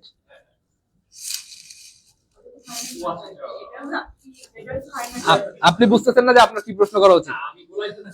না ওটা তো আমি বুঝতেছি। আচ্ছা তাহলে ভাই এইটুকু মোটামুটি ক্লিয়ার তো? আমি হালকা করে আবার রিপিট করে আমরা হচ্ছে আবার আমাদের ডিপ আলোচনা চলে যাব। ক্লজ মার্কার আগে যদি নাউন থাকে, ক্লজ মার্কার এবং এর আগের নাউন যদি একই জিনিসকে মিন করে, কয় জিনিস বলেন? একই জিনিস, তাহলে নিঃসন্দেহে কি হয়ে যাবে? অ্যাডজেক্টিভ। ক্লজ মার্কার আগে যদি নাউন থাকে এবং এই ক্লজ মার্কার এবং এর আগের জিনিস যদি ভিন্ন জিনিস বোঝায়, তাহলে হয়ে যাবে অ্যাডভার্বিয়াল। আর কোনো টেস্ট ম্যাচ দরকার নেই। তারপরে দেখেন, কোন একটা ক্লজ আগে যদি ভার্ব থাকে, বেশিরভাগ সম্ভাবনা সেটা হবে নাউন ক্লজ, মানে সেটা কিন্তু অ্যাডজেক্টিভ হওয়ার। ও ভালো কথা, এখানে একটা বিষয় মাথায় রাখবেন, খুব মজার একটা ব্যাপার, সেটা হচ্ছে ক্লজ মার্কার আগে যদি নাউন থাকে, এই যে নাউন, নাউন, হ্যাঁ, যদি নাউন থাকে, দেখেন ক্লজ আছে তিনটা, আপনি যদি তিনটাই চিন্তা করতে হয় আপনার কিন্তু একটু সময় লাগবে। তিনটা চিন্তা না করে যদি আপনি দুইটা চিন্তা করতে পারেন কোনো কারণে, তাহলে কিন্তু সময়টা সেভ হবে। আর কোনো কারণে যদি একটা চিন্তা করে বের করতে পারেন, তাহলে তো কোনো কথাই নেই। তার মানে হচ্ছে যদি ক্লজ মার্কার আগে নাউন থাকে, বারবার বলছি, তাইলে আপনি নাউন ক্লজ চিন্তাই করবেন না, বুঝলেন? নাই, এটা নাউন ক্লজ হওয়ার কোনো সম্ভাবনাই নাই। নাউন ক্লজ হওয়ার কোনো মানে সম্ভাবনা একটু কম আর কি। হ্যাঁ, খুব রেয়ার ক্ষেত্রে হয় আর কি, অল্প কিছু জায়গায় হইতে পারে, অল্প কিছু জায়গা, মানে একটা ব্যতিক্রম জায়গা আছে যেখানে হইতে পারে, এছাড়া কথার কথা 99% জায়গায় হওয়ার সম্ভাবনা নাই। ঠিক আছে ইনশাল্লাহ। ঠিক সেম আপনি যদি দেখেন কোন একটা ক্লজের আগে ভার্ব আছে, কি আছে? ভার্বের সাথে সম্পর্ক কিন্তু অবজেক্ট, এটা কিন্তু মানে ভার্বের পর অবজেক্ট থাকে, ওই যে ট্রানজিটিভ। এই জন্য যদি ক্লজ মার্কার আগে ভার্ব থাকে, হয় নাউন নালে অ্যাডভার্বিয়াল, হয় নাউন নালে অ্যাডভার্বিয়াল, হয় নাউন নালে, সেটা জীবনে অ্যাডজেক্টিভের কোনো সম্পর্ক নেই, কারণ ভার্বের সাথে অ্যাডজেক্টিভের কোনো সম্পর্কই, মাথা কি কাজ করতেছে? ভার্বের সাথে আর যাই হোক সবার সম্পর্ক থাকলে অ্যাডজেক্টিভের কোনো সম্পর্ক নাই। আবার নাউনের সাথে কিন্তু অ্যাডজেক্টিভের সম্পর্ক আছে। এইটা ব্যাপার আর কি, হলো লজিক। যেহেতু এখানে নাউন আছে, নাউন হইলে হয় অ্যাডজেক্টিভ নালে অ্যাডভার্বিয়াল, আর যদি ভার্ব থাকে তাহলে হয় সেটা নাউন ক্লজ হবে, আর না হয় সেটা হবে অ্যাডভার্বিয়াল ক্লজ, কিন্তু অ্যাডজেক্টিভ হইতেই পারে না, অ্যাডজেক্টিভ। চলুন আমরা নাউন ক্লজ একটু ডিপলি আলোচনা করি। অলরেডি নাউন ক্লজ শেষ, এখন শুধু রিপিট হবে আর কি, যা আলোচনা হবে। যে কোনো ক্লজ নির্ণয়ের জন্য মন দিয়ে খেয়াল করে দেখবেন, ক্লজ এর আগে, মানে ক্লজের আগে কি আছে? নাউন আছে নাকি ভার্ব আছে নাকি অ্যাডজেক্টিভ আছে? নাউন ক্লজের কিছু ক্লজ মার্কার আছে, প্রত্যেকটা ক্লজের নিজস্ব কিছু ক্লজ মার্কার আছে, তবে এগুলো ফিক্স না। যেমন ধরেন এখানে যদিও বলা হয়েছে দ্যাট, হাউ, হোয়াট, হোয়েন, হোয়ার থাকলে নাউন ক্লজ হয়, কিন্তু আমরা দেখছি একটু আগে এই হোয়ার দিয়ে অ্যাডভার্বিয়াল ক্লজ হয়েছে, হ্যাঁ, এবং মজার ব্যাপার হচ্ছে এই হোয়েন দিয়ে অ্যাডজেক্টিভ ক্লজ হয়েছে। তো এটা ফিক্স না আর কি, তবে এগুলো সাধারণত হয় আর কি। এগুলো আলটিমেট না, ফিক্স না। এইখানে ফিক্স হচ্ছে এই জিনিসগুলা, এই দেখেন, এই যে এখানে কিছু জিনিস আছে। প্রিন্সিপাল ক্লজের ভার্বটা ট্রানজিটিভ হইতে হবে, এটা ফিক্স। নাউন ক্লজ হইতে অবশ্যই ট্রানজিটিভ হইতেই হবে, কোনো কথা নেই। ঠিক আছে, এক নম্বর হচ্ছে ভার্ব থাকতে হবে, আর 2 নম্বর হচ্ছে ট্রানজিটিভ হইতে হবে। আচ্ছা, সাবজেক্ট ক্লজটিকে ইট দিয়ে রিপ্লেস করা গেলে এটা একটা ভালো দিক। কোনো ক্লজ সাবজেক্ট হিসেবে বসলে নিঃসন্দেহে নাউন ক্লজ, কোনো কথা বলা যাবে না। এবং ক্লজ মার্কার দিয়ে কোনো বাক্য শুরু হলে সেটাও সাধারণত কি হয়? নাউন ক্লজ হয়। এই যে এগুলো একটু পরে দেখবো আমরা, টেনশন নাই। প্রিপোজিশনের পরে কোনো ক্লজ থাকলে নাউন ক্লজ হবে, এটা নতুন না পুরান কথা? প্রিপোজিশনের পরে নাউন হবে, এটা আর বলার অপেক্ষা রাখে না, বেশ অনেক পুরনো কথা। আচ্ছা, নাউন ক্লজের চেহারা হইতে পারে 7 রকমের। চেহারা মানে স্ট্রাকচার আর কি। এক নম্বর হচ্ছে নাউন ক্লজের আগে থাকতে পারে ভার্ব, কি থাকতে পারে? এবং নাউন ক্লজটাকে সাধারণত ইট দিয়ে রিপ্লেস করা যাবে, অথবা অবজেক্ট পজিশনে বলবে। কোন পজিশনে? আই ডোন্ট নো ইট, আমি এটা জানি না। আমি এটা কি জানো না, এটা জানি না। কি দিয়ে প্রশ্ন করলে অবজেক্ট পাওয়া যায়, তার মানে এটা অবজেক্ট পজিশনে বসছে এবং ইট দিয়ে রিপ্লেস করা যাচ্ছে। ওই যে দেখেন ওই পাশে রিপ্লেস করা আছে, I know that he has pass, সে যে পাস করতে এটা আমি জানি। আই নো ইট, আমি এটা জানি তো, তোমার বলার দরকার নেই, তার মানে অবজেক্ট পজিশনে বসছে। ঠিক আছে ইনশাআল্লাহ। ইট দিয়ে রিপ্লেস করা গেলে অবজেক্ট পজিশনে বসলে নিঃসন্দেহে এই টাইপের যত বাক্য আছে সব মিলে যাবে। I know what you want, I know it, আমি এটা জানি, এবং এটা অবজেক্ট পজিশনে বসছে। আই উইল গো ইট, মিলে মিলে মিলে না তো, আই উইল গো ইট এটা বলা যায় না। আমি এটা যাবো, আমি ইহা যাবো এমন বলা যায় না, মিললে অ্যাডভার্বিয়াল, না মিললে অ্যাডভার্বিয়াল।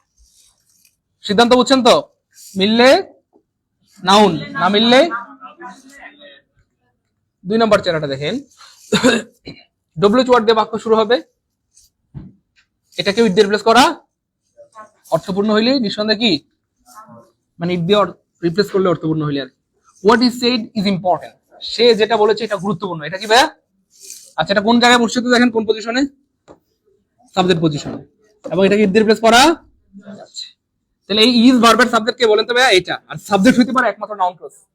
অ্যাডজেক্টিভ অ্যাডভার্ব কখনোই সাবজেক্ট হইতে পারে না, পারে না, কখনোই অবজেক্ট হইতে পারে না, পারে না। বুঝছেন তো? Okay fine. তাহলে দেখেন what is said is important, আমরা চাইলে বলতে পারি ইট ইজ ইম্পর্টেন্ট। এবং এই পৃথিবীতে আমি বারবার বলতেছি, ইট দিয়ে শুধুমাত্র একমাত্র নাউনকে রিপ্লেস করা যায়। মানে নাউন বলতে ওই যে noun, noun phrase, noun clause. How the man is died is a mystery, লোকটা কিভাবে যে মরে গেল এটা আসলে একটা রহস্য। তাহলে এটা কোন পজিশনে পড়ছে দেখেন তো ভাইয়া? এবং চাইলে আমরা এটাকে what you say is known to me, তুমি যে কি বলো সেটা আমার জানা আছে। তাহলে কোন পজিশনে পড়ছে? এবং ইট দিয়ে রিপ্লেস করা। সিদ্ধান্ত বুঝছেন তো? সাবজেক্ট পজিশনে পড়ছে এবং ইট দিয়ে রিপ্লেস করা, এবং বাক্যগুলো অর্থপূর্ণ, এবং এখানে স্পষ্ট রিপ্লেস করা আছে অলরেডি। তাহলে নিঃসন্দেহে এগুলো হয়ে গেল নাউন ক্লজ, নাউন ক্লজ। 3 নম্বর চেরাটা দেখেন, দ্যাট দিয়ে বাক্য শুরু হলে সাধারণত নাউন ক্লজ হয়। সাধারণত কি হয়? নাউন ক্লজ হয়। যেমন ধরেন, that vitamin C cure diseases is important. It is কি হবে বলেন তো ভাইয়া?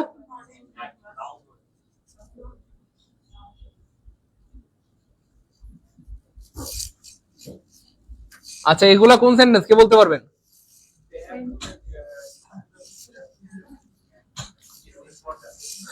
কমপ্লেক্স সেন্টেন্স, এগুলা কমপ্লেক্স সেন্টেন্স। কোন সেন্টেন্স? Complex sentence. আচ্ছা, that vitamin C cure diseases is important, আমরা চাইলে দেখেন এটাকে রিপ্লেস করতে পারতেছি, এটা খুবই ইম্পর্টেন্ট। ভিটামিন সিটা কি ভাইয়া? ইম্পর্টেন্ট। ভিটামিন সি আমাদের শরীরের জন্য গুরুত্বপূর্ণ। অথবা আর সবচেয়ে গুরুত্বপূর্ণ ব্যাপারটা হচ্ছে ভাইয়া সাবজেক্ট পজিশনে পড়ছে। কোন পজিশনে? এটার সাবজেক্ট, এটা পুরোটা সাবজেক্ট, হ্যাঁ পুরোটা সাবজেক্ট, আর এটার ভার্ব হচ্ছে ইজ। যেই ভিটামিন সি শরীরের জন্য গুরুত্বপূর্ণ, যে ভিটামিন সি রোগ নিরাময় করে, যেই ভিটামিন সি রোগ নিরাময় করে, এইটা গুরুত্বপূর্ণ। তার মানে এই পুরোটা হচ্ছে সাবজেক্ট। ঠিক আছে ইনশাল্লাহ? আর এটা কি ভাইয়া? এই ইজের সাবজেক্ট হচ্ছে এইটা, আর এই পুরো বাক্যের ভার্ব হচ্ছে ভাইয়া ইজ। এবং মজার ব্যাপার হচ্ছে, এই ফ্রেজ এবং ক্লজ যদি কখনো বাক্যের সাবজেক্ট হয়, ভার্বটা সারা জীবন সিঙ্গুলার হয়, সারা জীবন। এটা রাইট ফ্রম ভার্বের ক্লাসে আমরা পড়াই, তবুও এখন বলে দিচ্ছি যেন পরবর্তীতে শুনলে মানে মনে হয় যে পুরান কথা।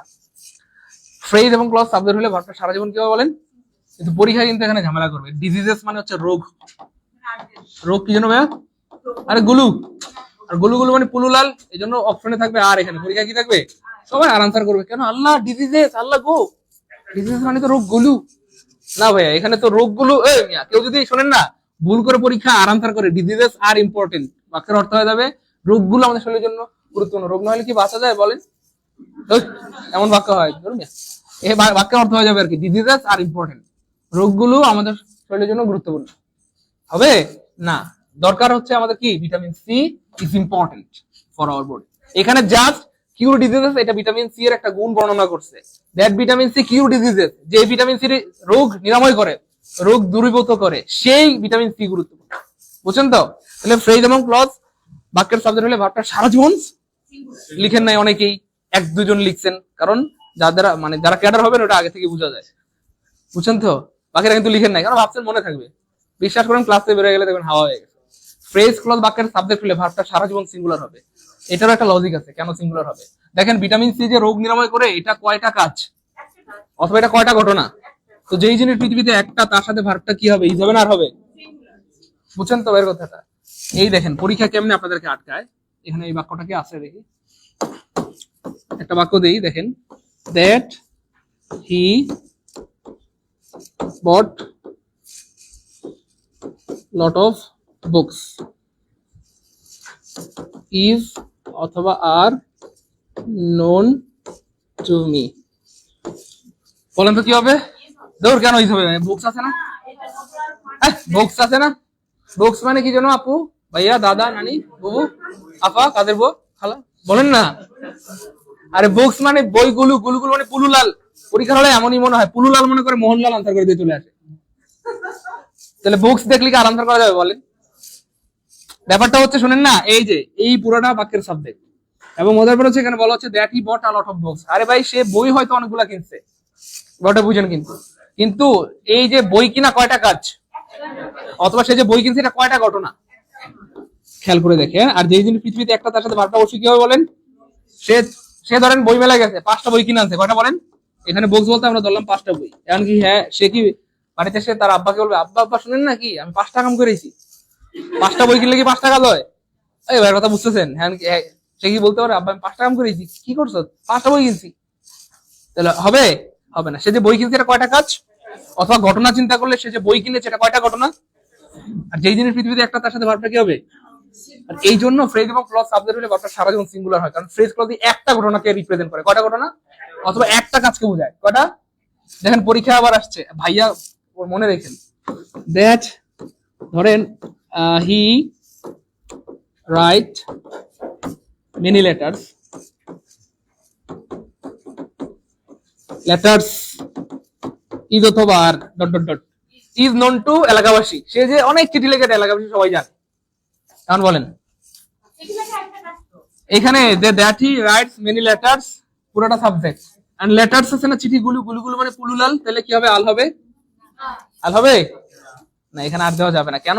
কারণ সে যে চিঠি লেখে, চিঠি লেখা কয়টা কাজ বলেন, অথবা সে যে চিঠি লেখে এটা কয়টা ঘটনা, কাজ চিন্তা করলো একটা, ঘটনা চিন্তা করলো কয়টা বলেন, একটা।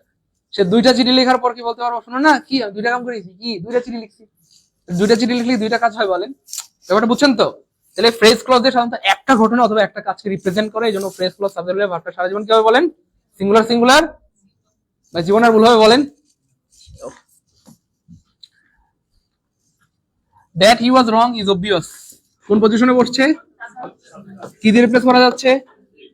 বিশ্বাস করেন আমি এখন থেকে যতগুলো চেহারা দেখাবো সব একই চেহারা বা সব মিলে যাবে, কারণ বেসিক তো একটাই, বুঝছেন কিনা, বেসিক তো একটাই। এই জন্য ভাই যতগুলাই বলি না কেন, ওই কথা দ্যাট দিয়ে শুরু হবে, ক্লজ মার্কার দিয়ে শুরু হবে, এই দিয়ে সেই দিয়ে, ওই সবগুলো একই স্টাইলে মিলে যাবে, কারণ নাউন সবসময় সাবজেক্ট বা অবজেক্ট হবে, এটাই তো সব। ভাইয়ের কথা বুঝতেছেন কিনা? জাস্ট চেহারাগুলো আমি দেখাচ্ছি, বিভিন্ন চেহারাগুলো যেন আপনাদের জন্য একটু মনে থাকে বা দেখলে সহজে চিনতে পারেন। এই তো এর আগে ছিল হাউ, হোয়াট, হুইচ, এখন আবার আমরা কি বললাম, দ্যাট দিয়ে শুরু হয়ে নাউন করবো, কিন্তু চেহারা সব এক। তাহলে সাবজেক্ট পজিশনে বসছে এবং ইট দিয়ে রিপ্লেস করা, আমরা চাইলে বলতে পারি ইট ইজ অবভিয়াস, এটা স্পষ্ট, এটা আমার কাছে স্পষ্ট। কোনটা? তুমি যে ভুল, মানে ওই যে বুঝছেন তো, বা সে যে ভুল, তাই না বলেন? That she is dishonest is known চোর, সে যে অসৎ এটা এলাকাবাসী সবাই জানে। তাহলে আমরা চাইলে তো বলতে পারি এটা এটা সবাই জানে, এটা সবাই, এবং বসছে কোন জায়গায়, আর সাবজেক্ট হওয়ার একমাত্র ক্ষমতা পৃথিবীতে নাউনের, ঠিক আছে ইনশাআল্লাহ, মানে নাউন বা নাউন ফ্রেজ বা নাউন, এটা বুঝে নেবেন, নাউন বললে বাকিগুলো বুঝে নেবেন ইনশাআল্লাহ। তাহলে দ্যাট মানে ইট মানে বুঝছেন তো পুরাটা আর কি, ইট মানে পুরাটা। 5 নম্বর চেহারাটা দেখেন, ইট ইজ প্লাস অ্যাডজেক্টিভ দিয়ে বাক্য শুরু হবে এবং চলতে চলতে মাঝখানে কি পাওয়া যাবে, এমন থাকলে এটা নিঃসন্দেহে কি হবে, নাউন প্লাস। যেমন ধরেন এইটা কিন্তু সরাসরি আপনি ইট দিয়ে রিপ্লেস করতে পারবেন না, এইটা কিন্তু সরাসরি ইট দিয়ে রিপ্লেস করা যাবে,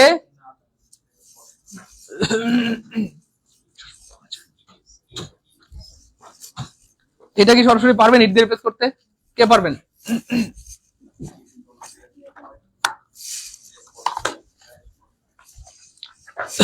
কিন্তু আমি ইট দিয়ে রিপ্লেস করে দেখাইতে পারবো। এই দেখেন চশমা পড়লাম, এখন দেখাইতে পারবো। এই দেখেন মজার ব্যাপার হচ্ছে, দেখেন এই বাক্যটা জাস্ট একটু ঘুরাই লিখছে আর কিছু না। মজার ব্যাপার হচ্ছে অলরেডি এখানে দেওয়াই আছে, এক অলরেডি ইট দিয়ে রিপ্লেস করে ফেলছে, হ্যাঁ সেই ইট দিয়ে রিপ্লেস করার কারণে আপনি বাকিটা দেখতেছেন না, বুঝেন নাই। রে মানুষের কেমন বুঝা লাইলো রে, পড়েন। মানে বাক্যটা ছিল মূলত, বুঝছেন ব্যাপারটা, এই হচ্ছে ফ্যাক্ট।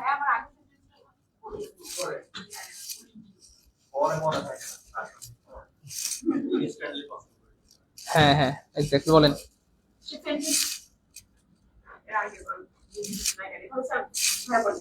আচ্ছা পরে দেখেন, সমস্যা নেই। আচ্ছা তার মানে ব্যাপারটা হচ্ছে, খেয়াল করে দেখেন, অলরেডি এখানে ইট দিয়ে রিপ্লেস, মানে ইট অলরেডি আছে অলরেডি এখানে, এই জন্য আর মানে ইট দিয়ে রিপ্লেস করে আপনি এখানে মিলাইতে পারবেন না। মিলাইতে চাইলে আবার একটু ঘুরাই লিখতে হবে বাক্যটাকে। তাহলে that he was wrong is obvious, বুঝছেন তো? That he was wrong is obvious, এখন মিলাইতে পারবেন ইট ইজ। এই জন্য ভাই এই দেখেন আবার মিলছে কিনা দেখেন, এই যে ইট ইজ অবভিয়াস, এরপরে আবার ওইটা দিয়ে দিবেন, এই যে দ্যাট, তাই না? দ্যাট হি ওয়াজ রং, বুঝছেন তো? তাহলে ইট ইজ প্লাস দিয়ে যদি বাক্য শুরু হয়, মানে ইট ইজ প্লাস অ্যাডজেক্টিভ যদি বাক্য শুরু হয় এবং যদি মাঝখানে দ্যাট পাওয়া যায়, সেটাও নাউন ক্লজ। জাস্ট এটাকে একটু ঘুরাই লিখি আর কি স্যার, আমরা আবার এটাকে ঘুরে আগে জায়গায় নিয়ে আসতে পারবো, এবং চাইলে আবার ইট দিয়ে রিপ্লেস করতে পারবো, অথবা সাবজেক্ট পজিশনে বসাতে পারবো। কোন পজিশনে বলেন? আর সাবজেক্ট পজিশনে বসতে পারে একমাত্র নাউন ক্লজ। একমাত্র কোন ক্লজ? পঞ্চম চেহারাটা দেখেন, প্রিপোজিশনের পরে,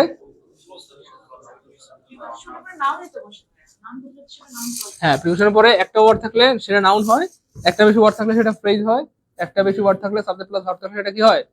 ক্লজ হয়। এই দেখেন, এই বাক্যের অর্থ কে বলতে পারবেন? এই বাক্যের অর্থটা ধর্মী, আপনি কেমনে বিয়া করবেন কোন তো? এমনি কয়? এই বাক্যের সুন্দর অর্থ বলেন তো, কে পারবেন দেখি? কে পারবেন? কি রে ভাই? এ ভাই কে? ভাই কে? আপনি কই? কি রে ভাই? ভাই সত্যি করে বলেন, কয়টা বিয়ে করছেন ভাই? নাহলে কয়টা প্রেম করছেন বলেন?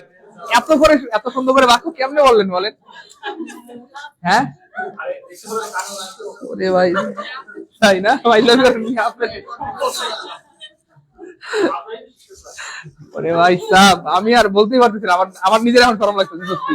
মাইন্ডের গরমে ধরে আর শীতে ধরে আমার শরমে ধরে গেছে, আমি বলতে পারবো না এটা।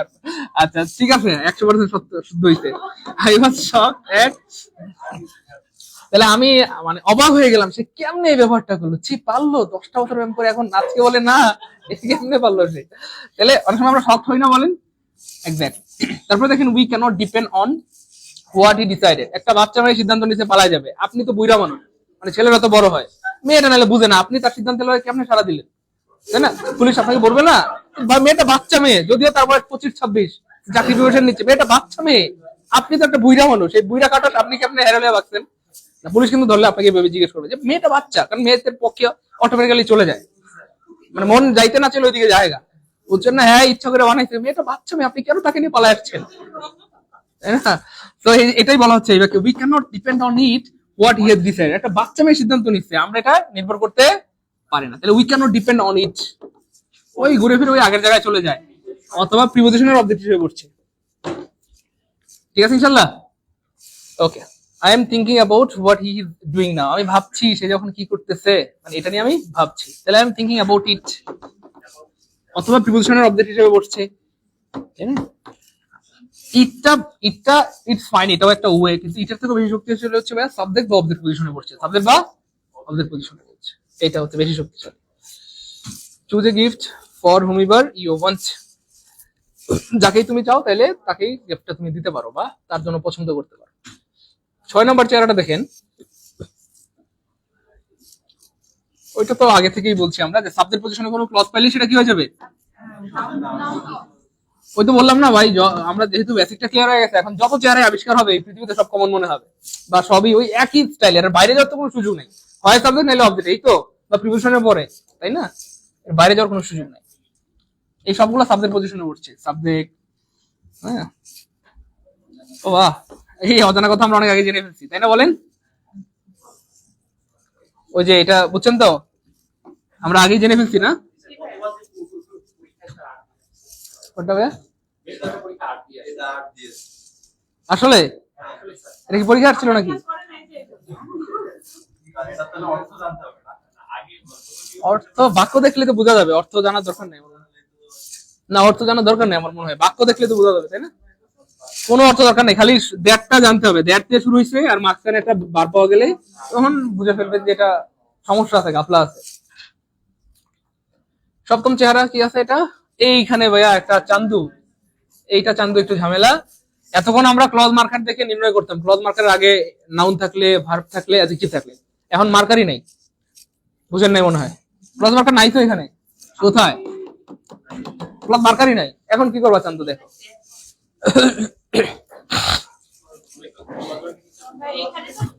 ফ্যাক্ট হচ্ছে আমি আমি বলি, ধরেন ক্লজ মার্কার থাকলে ভেজাল, মার্কার থাকলে কি ভাইয়া ভেজাল, ভেজাল বলতে আমাদেরকে তিনটাই চিন্তা করতে হবে।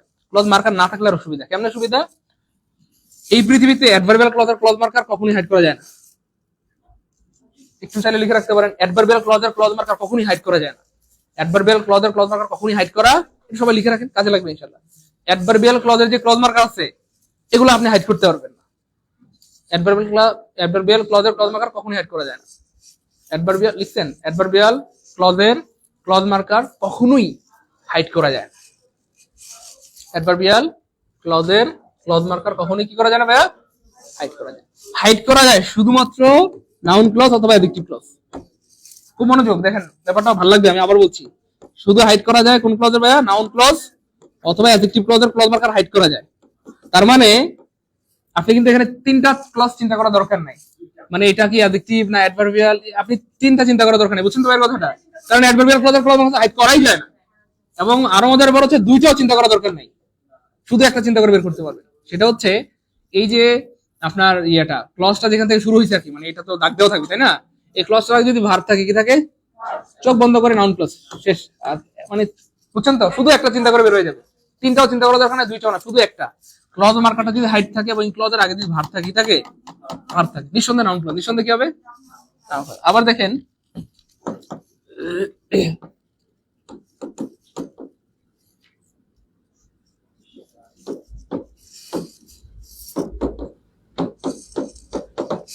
খুব মনোযোগ, হ্যাঁ। তো ক্লজ মার্কার আগে কি আছে ভাইয়া? কিছু চিন্তা করার দরকার নেই, শেষ, ডাইরেক্ট অ্যাডজেক্টিভ। বুঝছেন তো? তাহলে ক্লজ মার্কার হাইড থাকলে সুবিধাটা কি? ক্লজ মার্কার হাইড থাকলে তার আগে যদি ভার্ব থাকে নিঃসন্দেহে নাউন ক্লজ। এটা নতুন না, ওই পুরান, অনেক আগে থেকে শিখতেছি আমরা, ভার্ব থাকে নাউন ক্লজ, নাইলে অ্যাডভার্বিয়াল, নাউন নাইলে অ্যাডভার্বিয়াল, কথা। আর অ্যাডভার্বিয়াল ক্লজের ক্লজ মার্কার হাইড করাই যায়, আর অ্যাডজেক্টিভের সাথে ভার্বের কোনো সম্পর্কই নেই। এই জন্য ভাইয়া ক্লজ মার্কার যদি ক্লজ মার্কার হাইড থাকে, ওই ক্লজের আগে ভার্ব থাকলে নিঃসন্দেহে নাউন ক্লজ। আর ক্লজ মার্কার যদি হাইড থাকে, ওই ক্লজের আগে নাউন থাকে, তাহলে নাউনের সাথে কার সম্পর্ক? তাই অ্যাডজেক্টিভ ক্লজ। অ্যাডভার্ব তো হাইড করাই যায় না, আর এখানে নাউনও হবে না, বুঝছেন তো? তাহলে হাইড করা থাকলে সুবিধা। ক্লিয়ার? পারবো ইনশাল্লাহ? Okay fine. তারপর দেখেন, তাহলে এরকম থাকবে ভার্ব সাবজেক্ট প্লাস, আমরা চাইলে ইট দিয়ে রিপ্লেস করতে পারবো, বুঝছেন তো? এবং মজার ব্যাপার হচ্ছে এটা অবজেক্ট পজিশনে করছে, কোন পজিশনে? উই ফেল টু রিয়ালাইজ ইট, আমরা কি অনুধাবন করতে ব্যর্থ হই? এটা গাছ যে কতটা ইম্পর্টেন্ট এটা অনুধাবন করতে আমরা ব্যর্থ হই। আমি যদি প্রশ্ন করি আমরা কি অনুধাবন করতে ব্যর্থ হই, এটা এটা এটা এটা মানে এটা মানে ওইটা, বুঝছেন তো? তাই না? তাহলে এটা কি দিয়ে প্রশ্নগুলো যদি উত্তর পাওয়া যায়, তাহলে সেটা কি? অবজেক্ট। আর অবজেক্ট হিসেবে বসতে পারে একমাত্র কি ভাইয়া?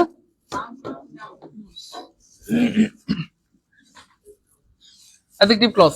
অ্যাডজেক্টিভ শুনলে মাথায় কাজ করবে একটা নাউন ফ্লেভার আসবে, বুঝছেন তো? পোলা একটা গ্রান আসবে। আচ্ছা, খুব মনোযোগ, যদিও অলরেডি পড়া শেষ এখানে, তাও দেখি কিছু আছে কিনা। ওই তো ক্লজ মার্কার হোয়েন মানে সময়, মর্নিং মানেও। অ্যাডজেক্টিভ ক্লজ মানে আমরা আগে দেখবো, নাউন থাকলে দেখবো আমরা একই জিনিস না ভিন্ন জিনিস। ক্লজ মার্কার আগে নাউন থাকলে কি দেখবো? একই জিনিস নাকি? তাহলে হোয়েন মানেও সময়, মর্নিং মানেও কি ভাইয়া? হু মানেও মানুষ, বয় কি মানুষ না মানুষ? মানুষ, একই ব্যক্তি। গুড। হোয়ার মানে কি জানো ভাইয়া? জায়গা। প্লেস মানেও একই জিনিস না ভিন্ন জিনিস? একই জিনিস হইলে কি হবে? ওয়াই মানে কারণ। রিজন মানেও একই জিনিস না ভিন্ন জিনিস? নিঃসন্দেহে।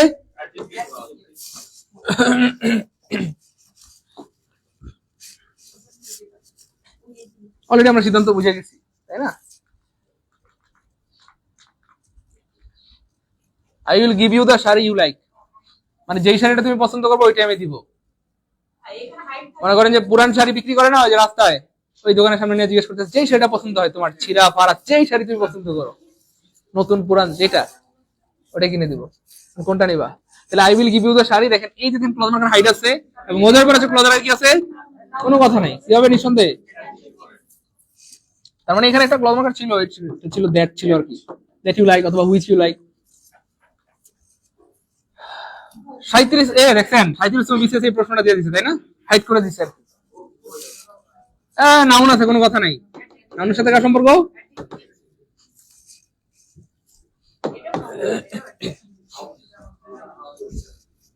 হাইড করা আছে এবং আগে কি আছে? নাউনের সাথে কার সম্পর্ক? বুঝতেছি আল্লাহর মধ্যে পারবো। গুড, ইনশাআল্লাহ গুড। এইখানে একটা মজার ব্যাপার, অ্যাডজেক্টিভ ক্লজকে বাক্য থেকে বাদ দিলেও পুরনো বাক্য পাওয়া যায়। এক্স্যাক্টলি, যেমন আপনি চাইলে এই কথাটা এটা বাদ দিতে পারবেন এখানে, the house belongs to my father. ও এখানে একটা জিনিস আছে, Mita who is a brilliant student helps her husband. Student না, ওইটা না, আমি চিন্তা করতেছি মেয়েটা কত ভাগ্যবতী, স্টুডেন্ট অবস্থা বিয়ে হয়ে গেছে।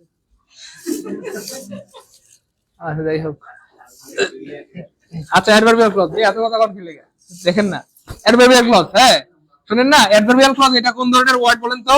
নাউন না প্রনাউন? এটা তোমার মাথা, তোমার জামাইয়ের মাথা, তোমার দেওরের মাথা, এটা ফ্রেজ। এটা না, এটা ফ্রেজ, নাউন ফ্রেজ, এটা ফ্রেজ এবং কি ভাইয়া? কেন? কারণ এই যে অ্যাডভার্বিয়াল হয়ে গেছে অ্যাডজেক্টিভ আর ক্লজ হয়ে গেছে, ঠিক না? অ্যাডভার্বিয়াল প্লাস নাউন, এগুলো খেয়াল করলে স্মার্টনেস বাড়বে না কমবে বলেন? পারবে ইনশাআল্লাহ। তবে অ্যাডভার্বিয়াল ক্লজের কিছু নিজস্ব ক্লজ মার্কার আছে। বিকজ থাকলে এটা সাধারণত মানে অ্যাডভার্বিয়াল ক্লজই হবে। Before, after, as, as if, if থাকলে নিঃসন্দেহে কোনো কথা নেই, অ্যাডভার্বিয়াল আর কোনো সুযোগ নেই অন্য কিছু হওয়ার। হ্যাঁ, ইন অর্ডার টু, সিন্স, দো, অলদো, আনলেস, আনটিল, হোয়াটএভার, এই হোয়েনটা আপেক্ষিক। হোয়েনেভার, ওয়েদার, বাকি সবগুলো মোটামুটি ফিক্স, এগুলা সাধারণত অ্যাডভার্বিয়াল ক্লজই হয়।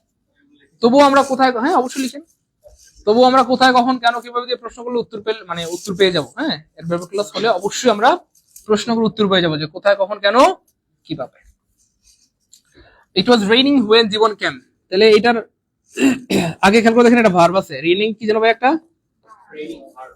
তাহলে আমরা কি চাইলে এটাকে ইট দিয়ে রিপ্লেস করতে পারবো? মানে ভার্ব থাকলে ইট দিয়ে রিপ্লেস করবো, মাথায় রাখবেন, ভার্ব থাকলেই ইট দিয়ে রিপ্লেস করলে মিললে তো মিললো, না মিললেই অ্যাডভার্বিয়াল। তারপরে যে ট্রানজিটিভ হইলে নাউন ক্লজ, ইনট্রানজিটিভ ভার্ব হইলে অ্যাডভার্বিয়াল, কারণ ইনট্রানজিটিভ ভার্বের পরে অ্যাডভার্ব থাকে, কি থাকে? আর ট্রানজিটিভ ভার্বের পরে নাউন বা প্রোনাউন থাকে। তাহলে আই উইল গো, এই যে আবারও ইনট্রানজিটিভ, এটা ইনট্রানজিটিভ ভার্ব, এটাও ইনট্রানজিটিভ ভার্ব, এবং ইট দিয়ে রিপ্লেস করলে মিলছে না, ইট দিয়ে রিপ্লেস করলে মিলছে না, এবং ভার্বটাও কি ভাই intransitive. He can go,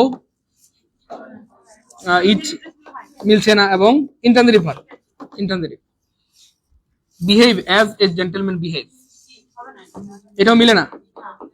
behave মানে ব্যবহার করা, বিহেভ ইট, এটা ব্যবহার হচ্ছে না, মিলতেছে না। তবে আপনি যদি প্রশ্ন করেন কিভাবে আচরণ করব, এই ভালো করে কথা হইতে পারো না তুমি, তাই না?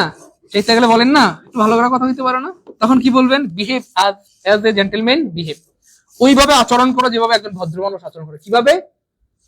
যেভাবে একজন ভদ্র মানুষ আচরণ করে বা কথা বলে। তাহলে কিভাবে দিয়ে প্রশ্ন করলে একবার পাওয়া।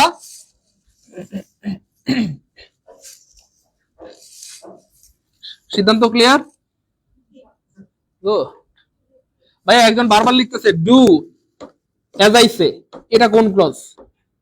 যদিও তার বাক্যটা পরিপূর্ণ না, ডু একটা ক্লজ, অ্যাজ আই সে একটা ক্লজ, তাই না বলেন? ডু হচ্ছে প্রিন্সিপাল ক্লজ, প্রিন্সিপাল ক্লজ, কারণ তার আগে আছে ইউ, ইউ ডু, এটা প্রিন্সিপাল ক্লজ, আর এটা হচ্ছে সাবঅর্ডিনেট ক্লজ। এটাই সে বারবার কমেন্ট করতেছে, আর এটা কোন ক্লজ? তাহলে এটা হচ্ছে প্রিন্সিপাল ক্লজ, এটা হচ্ছে কি ভাই সাবঅর্ডিনেট। প্রিন্সিপাল এবং সাবঅর্ডিনেট ক্লজ মিলে যে সেন্টেন্স হয় তাকে বলা হয় কমপ্লেক্স সেন্টেন্স। কোন sentence? Complex sentence.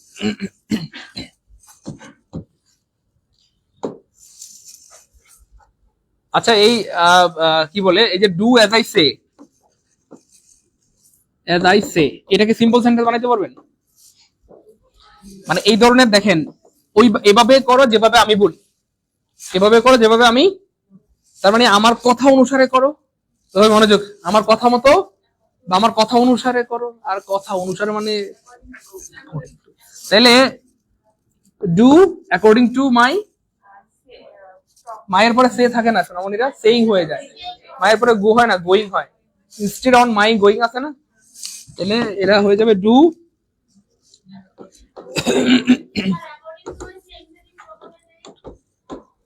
My saying,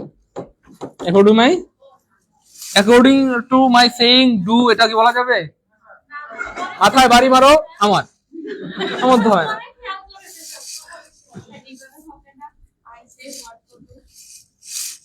I say অর্থ কেমন হয়ে গেল না? হোয়াট টু ডু মানে কি করতে হবে? আই সে আমাকে বলো কি করতে হবে, উল্টা পাল্টা হয়ে গেছে। হ্যাঁ এক্স্যাক্ট, অর্থ চেঞ্জ হয়ে যাচ্ছে। মানে এই ট্রান্সফরমেশন মানে হচ্ছে অর্থ চেঞ্জ করা যাবে না, কেমন? হোয়েন মান এই যে নাউন আছে, নাউন থাকলে একই জিনিস নাকি টেস্টের নাম কি হবে? টেস্টের নাম একই জিনিস নাকি ভিন্ন জিনিস? তাহলে হোয়েন এর আগে মানে ক্লোজ মার্কের আগে নাউন আছে, হোয়েন মানে সময়, কিন্তু মুভি মানে সময় না। বিফোর মানে কি জানো ভাইয়া? আগে। মাদার মানে মা হোক এন বাপ থাকলে কি কি বলবো? মা কোন কি লেগে আপনি কোন যে মা বিফোর মানে আগে, মাদার মানে আগে না, এটা বলবেন। আর বোন থাকলে কি সমস্যা আছে আপনার? আর যদি বউ থাকে তাও সমস্যা নাই। ভাইয়ের কথা বুঝছেন? আবার শালি নাসি স্যারের শালি, তাহলে বিফোর মানে আগে, কিন্তু ভাই যেটা বুঝতে যাচ্ছে বিফোর মানে আগে, মাদার মানে আগে না, বাস মানে এটা মিন করবেন আর কি, বুঝছেন তো? হোয়েন মানে সময়, কিন্তু মুভি মানে সময় না। আপনি যে অর্থ চিন্তা করতে গেলে তারপর একটু সময় লেন্দি হয়ে যাবে। মুভি মানে ফিল্ম, ফিল্ম মানে ছবি, ছবি মানে তো ডট ডট ডট,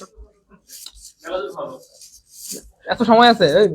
আমরা বিআইপি, তাহলে কি বলবেন? হোয়েন মানে সময়, মুভি মানে বিফোর মানে আগে বা পূর্বে বোঝা, কিন্তু মাদার মানে পূর্বে না। মাদার মানে, কারণ এখানে সবসময় কি মাদার থাকবে? পরীক্ষা রাগ করেন না, প্রতি বছর কি মা আসবে? বাপও তো থাকতে পারে, ভাইও তো থাকতে পারে, বোনও থাকতে পারে, যাই থাক আমাদের কোনো আপত্তি।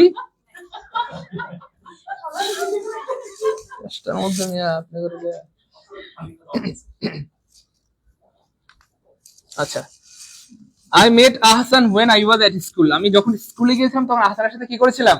কিট করে। কখন দেখা করছিলাম? এখন কইতে শরম লাগে। কখন দেখা করছেন বলেন? যখন স্কুলে গিয়েছিলাম।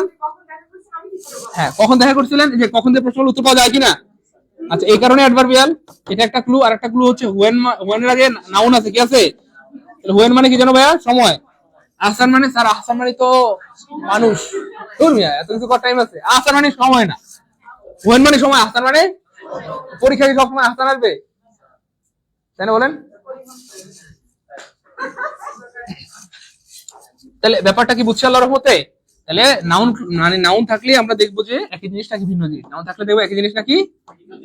ঠিক আছে ইনশাআল্লাহ, এইটা হচ্ছে ফ্যাক্টর। আচ্ছা, আরেকটা চেয়ার আছে, দেখি কি চেয়ারা। He was so tired that he could not stand. সে এতই ক্লান্ত ছিল যে সে দাঁড়াইতে পারলো না। কেন দাঁড়াইতে পারলো না? সে ক্লান্ত থাকার কারণে। হ্যাঁ, তাহলে কেন দিয়ে প্রশ্নগুলো উত্তর পাইলে সেটা কি যেন হয়? এটা একটা ফ্যাক্ট। আরেকটা ফ্যাক্ট হচ্ছে টায়ার্ড শব্দটা কি যেন ভাইয়া? অ্যাডজেক্টিভ। ক্লান্ত, আমি ক্লান্ত, অ্যাডজেক্টিভে মডিফাই করতে পারে একমাত্র একটা বিষয় মাথায় রাখবেন। আমি আবার বলছি, ইট ইজ প্লাস অ্যাডজেক্টিভ। মানে ধরেন ইট ইজ অবভিয়াস, এই যে এটা একটা fact, it is plus adjective, কিন্তু এটা কিন্তু ইট ইজ প্লাস অ্যাডজেক্টিভ না, দুইটা গোলমাল লাগতে পারে। ইট ইজ প্লাস অ্যাডজেক্টিভ, ইট দিয়ে শুরু হইলে নাউন, কিন্তু ভাই যদি এরকম হি ওয়াজ সো টায়ার্ড মানে ধরেন কথাটা সাবজেক্ট ভার্ব প্লাস মানে অ্যাডজেক্টিভ থাকে, সাবজেক্ট ভার্ব প্লাস কি ভাই? Adjective. He was so tired, I was so tired, I was so কথার কথা এক্সহস্টেড, এমন যদি থাকে তাহলে সেটা হয়ে যাবে অ্যাডভার্বিয়াল। কি হয়ে যাবে? দুইটার চেহারা কিন্তু একই, খেয়াল করে দেখি।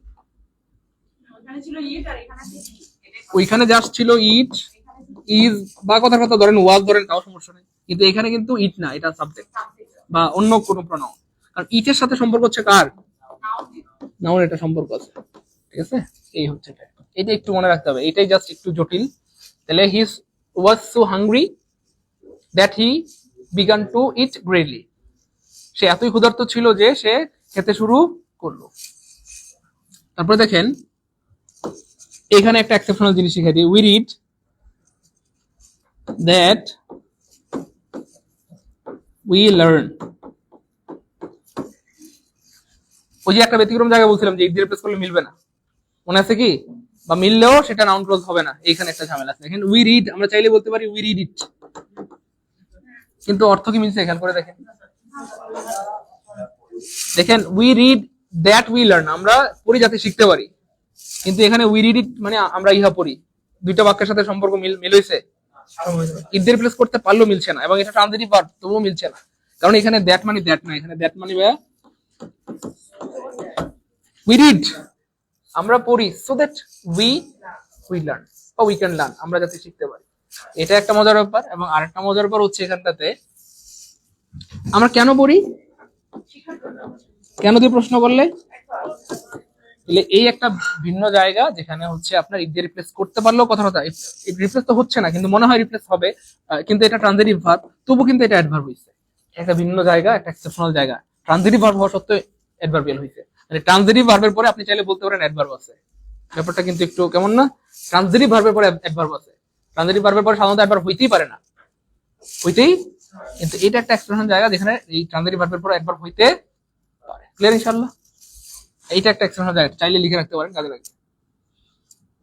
ওকে, ব্যতিক্রম, হ্যাঁ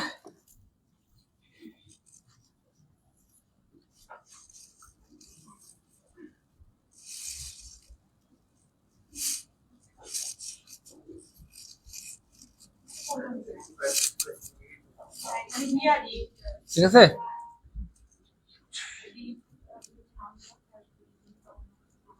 ক্লিয়ার? বুঝছেন তো ভাইয়া? এটা হচ্ছে ব্যতিক্রম আর কি। ক্লজ মার্কারের আগে অ্যাডজেক্টিভ থাকা সত্ত্বেও বাক্যটি ইট প্লাস ভিভার্ব দিয়ে যদি শুরু হয় তবে সেটা নিঃসন্দেহে নাউন ক্লজ, কিন্তু ইট ছাড়া অন্য যে কোনো প্রনাউন দিয়ে শুরু হলেই অ্যাডজেক্টিভ মানে অ্যাডভার্বিয়াল হয়ে যাবে। ঠিক আছে ইনশাআল্লাহ?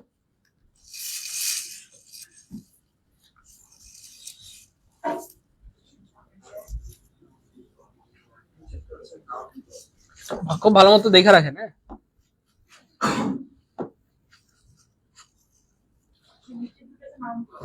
হ্যাঁ এক্স্যাক্টলি, দেখা হয়েছে ভালো মতো? পার্থক্য বুঝতেছেন তো নাকি? বোঝা যাচ্ছে তো? পার্থক্য কিন্তু স্পষ্ট, কারণ একটাকে চাইলে আপনি ঘুরায় ঘুরায় যেমনি পারেন ইট দিয়ে রিপ্লেস করতে পারবেন, সাবজেক্ট বানাইতে পারবেন, অবজেক্ট বানাইতে পারবেন, কিন্তু এইটাকে কিন্তু আপনি ঘোরানোর কোনো সিস্টেম নাই। That he could not stand, দেখেন ঘোরান যায়? সম্ভবই না। দেখেন, that he could not stand he was so tired, এমন বাক্য বললে মানুষে পিড়া ওরা হচ্ছে না, উল্টা পাল্টা হয়ে যাচ্ছে। That he began to eat greedily he was so hungry. Exactly, মনে পড়ে? এটা কিন্তু ছিল নাউন ক্লজের, এই যে এটা এটা আর কি, বুঝছেন তো? এটা নাউন ক্লজের 4 নম্বর চেহারাটা ছিল আর কি। এবং এটাকে চাইলে ঘুরাই লেখা যাবে, জাস্ট এইটুকু বাদ দিয়ে that he was wrong is obvious, তাই না? ঘুরাই লেখা যাবে। তারপরে that you be on time is important, তুমি সময় মতো হও, ক্লাসে ঠিকঠাক মতো সময় মতো আসো, এটা জরুরি। এটা কি ভাইয়া? জরুরি। ক্লিয়ার ইনশাআল্লাহ? Okay,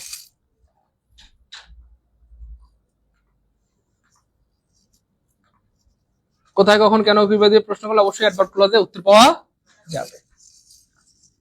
I shall go where he lives, কোথায় যাব? এই কোথায় যাব? উত্তর আছে না? কিভাবে আচরণ করতে বলো, তুমি আমাকে ভদ্রতা শেখাও। হ্যাঁ, কিভাবে আচরণ করব? এই যে অ্যাজ এ জেন্টলম্যান বিহেভস, যেভাবে একজন ভদ্র মানুষ কি করে, আচরণ করে।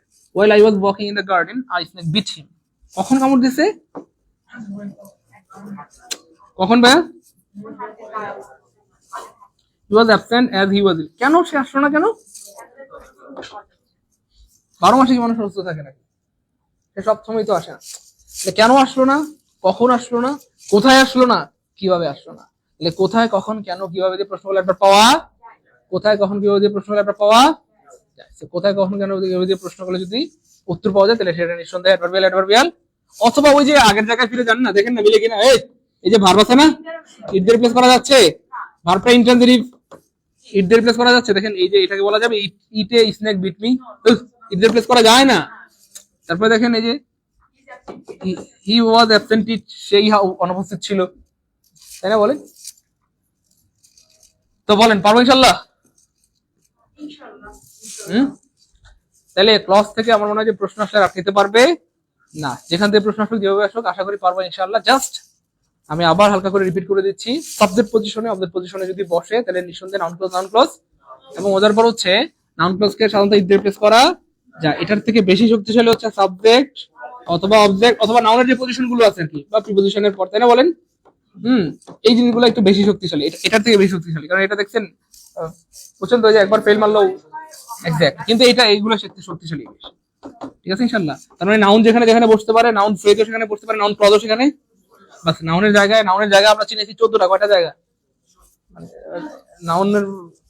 কবে শিখেছি না আপু? ডরাইতেছে, কবে শিখেছেন? 1 নম্বর ক্লাসে আমরা শিখেছি নাউন চেনার 14টা উপায়। নাউনে যেই 14টা জায়গায় বসতে পারে, এইগুলোও চাইলে ওই 14টা জায়গায় বসতে পারবে। ঠিক আছে ইনশাল্লাহ, এটা হচ্ছে ফ্যাক্ট। তাহলে আমরা জাস্ট মনে রাখবেন, কোন একটা ক্লজ মার্কারের আগে যদি আপনি নাউন দেখেন, কি দেখেন, টেস্টের নাম হবে একই না ভিন্ন, একই নাকি ভিন্ন, একই হইলেই অ্যাডজেক্টিভ, নাউন থাকলে আর কি। আর যদি ভিন্ন থাকে তাহলে কি হবে, কোনো টেস্ট দরকার নেই। আর যদি ভার্ব থাকে তখন আমরা ইট দিয়ে রিপ্লেস করব, ইট দিয়ে রিপ্লেস করলে যদি মিলে তাহলে কি হবে, নাউন।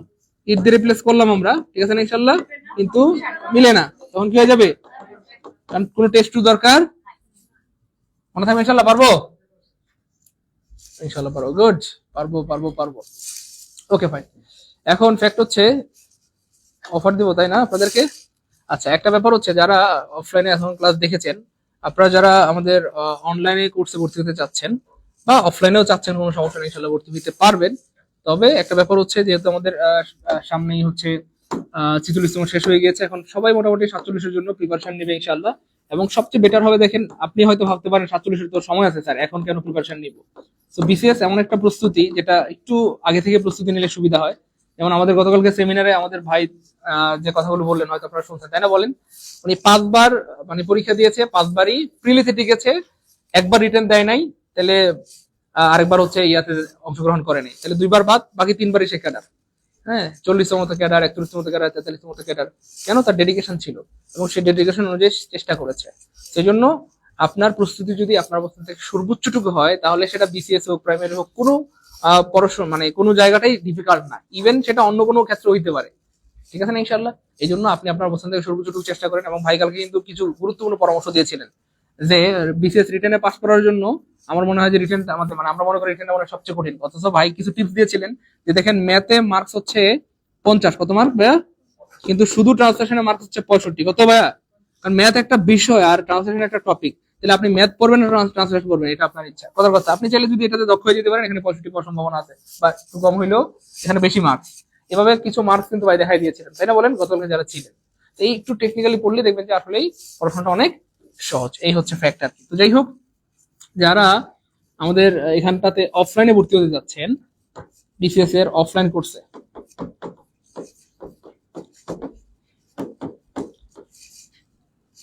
আমাদের এখানে কিন্তু আপনারা আল্লাহর রহমতে লাইব্রেরি তো দেখছেন মনে হয়, যারা অফলাইনে এসেছেন লাইব্রেরি সুবিধা পাবেন ইনশাআল্লাহ, লাইব্রেরিতে পড়তে পারবেন ইনশাআল্লাহ, একদম বিশেষ পরীক্ষার আগ পর্যন্ত, যতদিন বিশেষ পরীক্ষা না হয়। কথার কথা, এখানে যদি কথার কথা 1 বছর বিশেষ পরীক্ষা না হয়, 47তম 1 বছর পর্যন্ত আপনি লাইব্রেরিতে ফ্রিতে পড়তে পারবেন ইনশাআল্লাহ, এই কোর্সের সাথে। এর জন্য আলাদা পেমেন্ট করতে হবে। যদিও লাইব্রেরিতে কেউ যদি শুধু পড়তে চায় লাইব্রেরিতে, যে ভাই আমি শুধু লাইব্রেরিতে পড়বো, তার জন্য আমরা 1000 অথবা 800 টাকা ফি নিয়ে থাকি।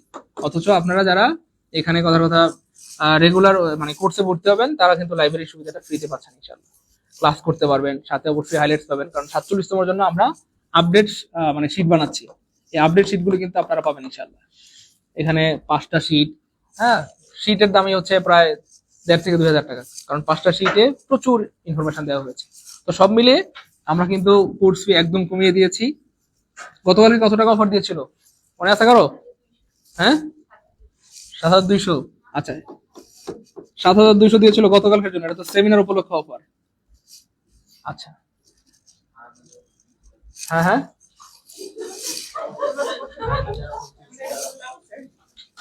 আপনাদের জন্য 20,000। আচ্ছা যান, এই 7,200 টাকা আজকেও দিয়ে দিলাম অফার, অফলাইনে যদি কেউ ভর্তি হতে চান, যেহেতু নাসির স্যার দিয়েছেন গতকালকে, আজকে জাস্ট আমার ক্লাস উপলক্ষে এই অফারটা আমি দিয়ে দিলাম ইনশাআল্লাহ।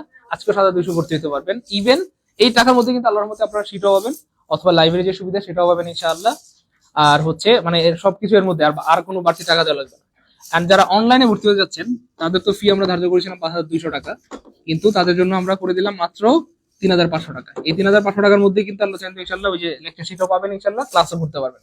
আর সাথে যারা অফলাইনে ভর্তি হবেন, তাদের কিন্তু অনলাইনের যে 3,200 টাকা মানে 3,500 টাকার যে কোর্স বা 5,000 টাকার, এটা কিন্তু টোটালি ফ্রি। কেন?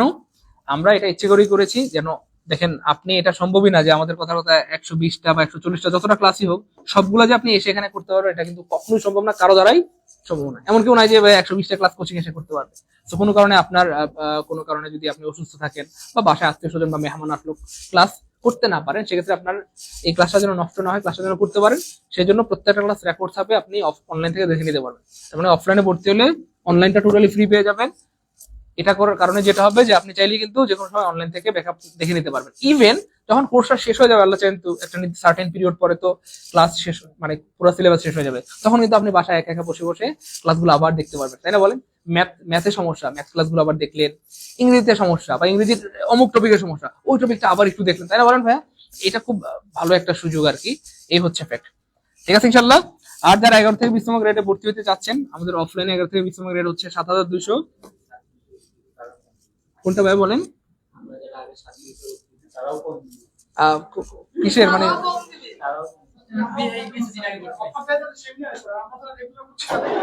হ্যাঁ হ্যাঁ, অফার তো আসলে শুধুমাত্র সেমিনারে দেওয়া হয়, এই হচ্ছে fact। আপনারা সেমিনার সময় এসে ভর্তি হবেন, ঠিক আছে?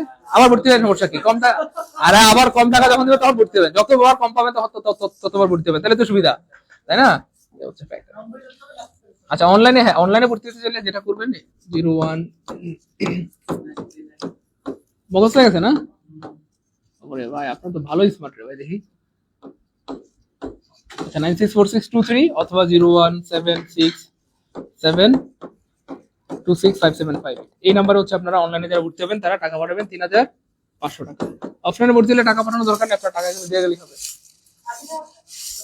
হ্যাঁ হবে, হবে না কেন, সবই হবে। ঠিক আছে ইনশাল্লাহ। আচ্ছা 11 থেকে 20তম গ্রেড প্রাইমারি অথবা নিবন্ধনের যারা অ্যাডভান্স কোর্সে ভর্তি হতে যাচ্ছেন, তারা হচ্ছে আপনারা কোর্স হচ্ছে 2200 টাকা, আপনাদের জন্য অফার দিয়ে দিলাম মাত্র 2100 টাকা। ঠিক আছে, 2100 টাকা পাঠায় আপনারা এই নাম্বারে কল দিলে হবে, বিকাশ নগদ পার্সোনাল নাম্বার। ঠিক আছে, থাকেন ইনশাল্লাহ। হ্যাঁ 5টায়, 5টার পরে আবার 7টায়, 7টার পরে আবার 9টায়।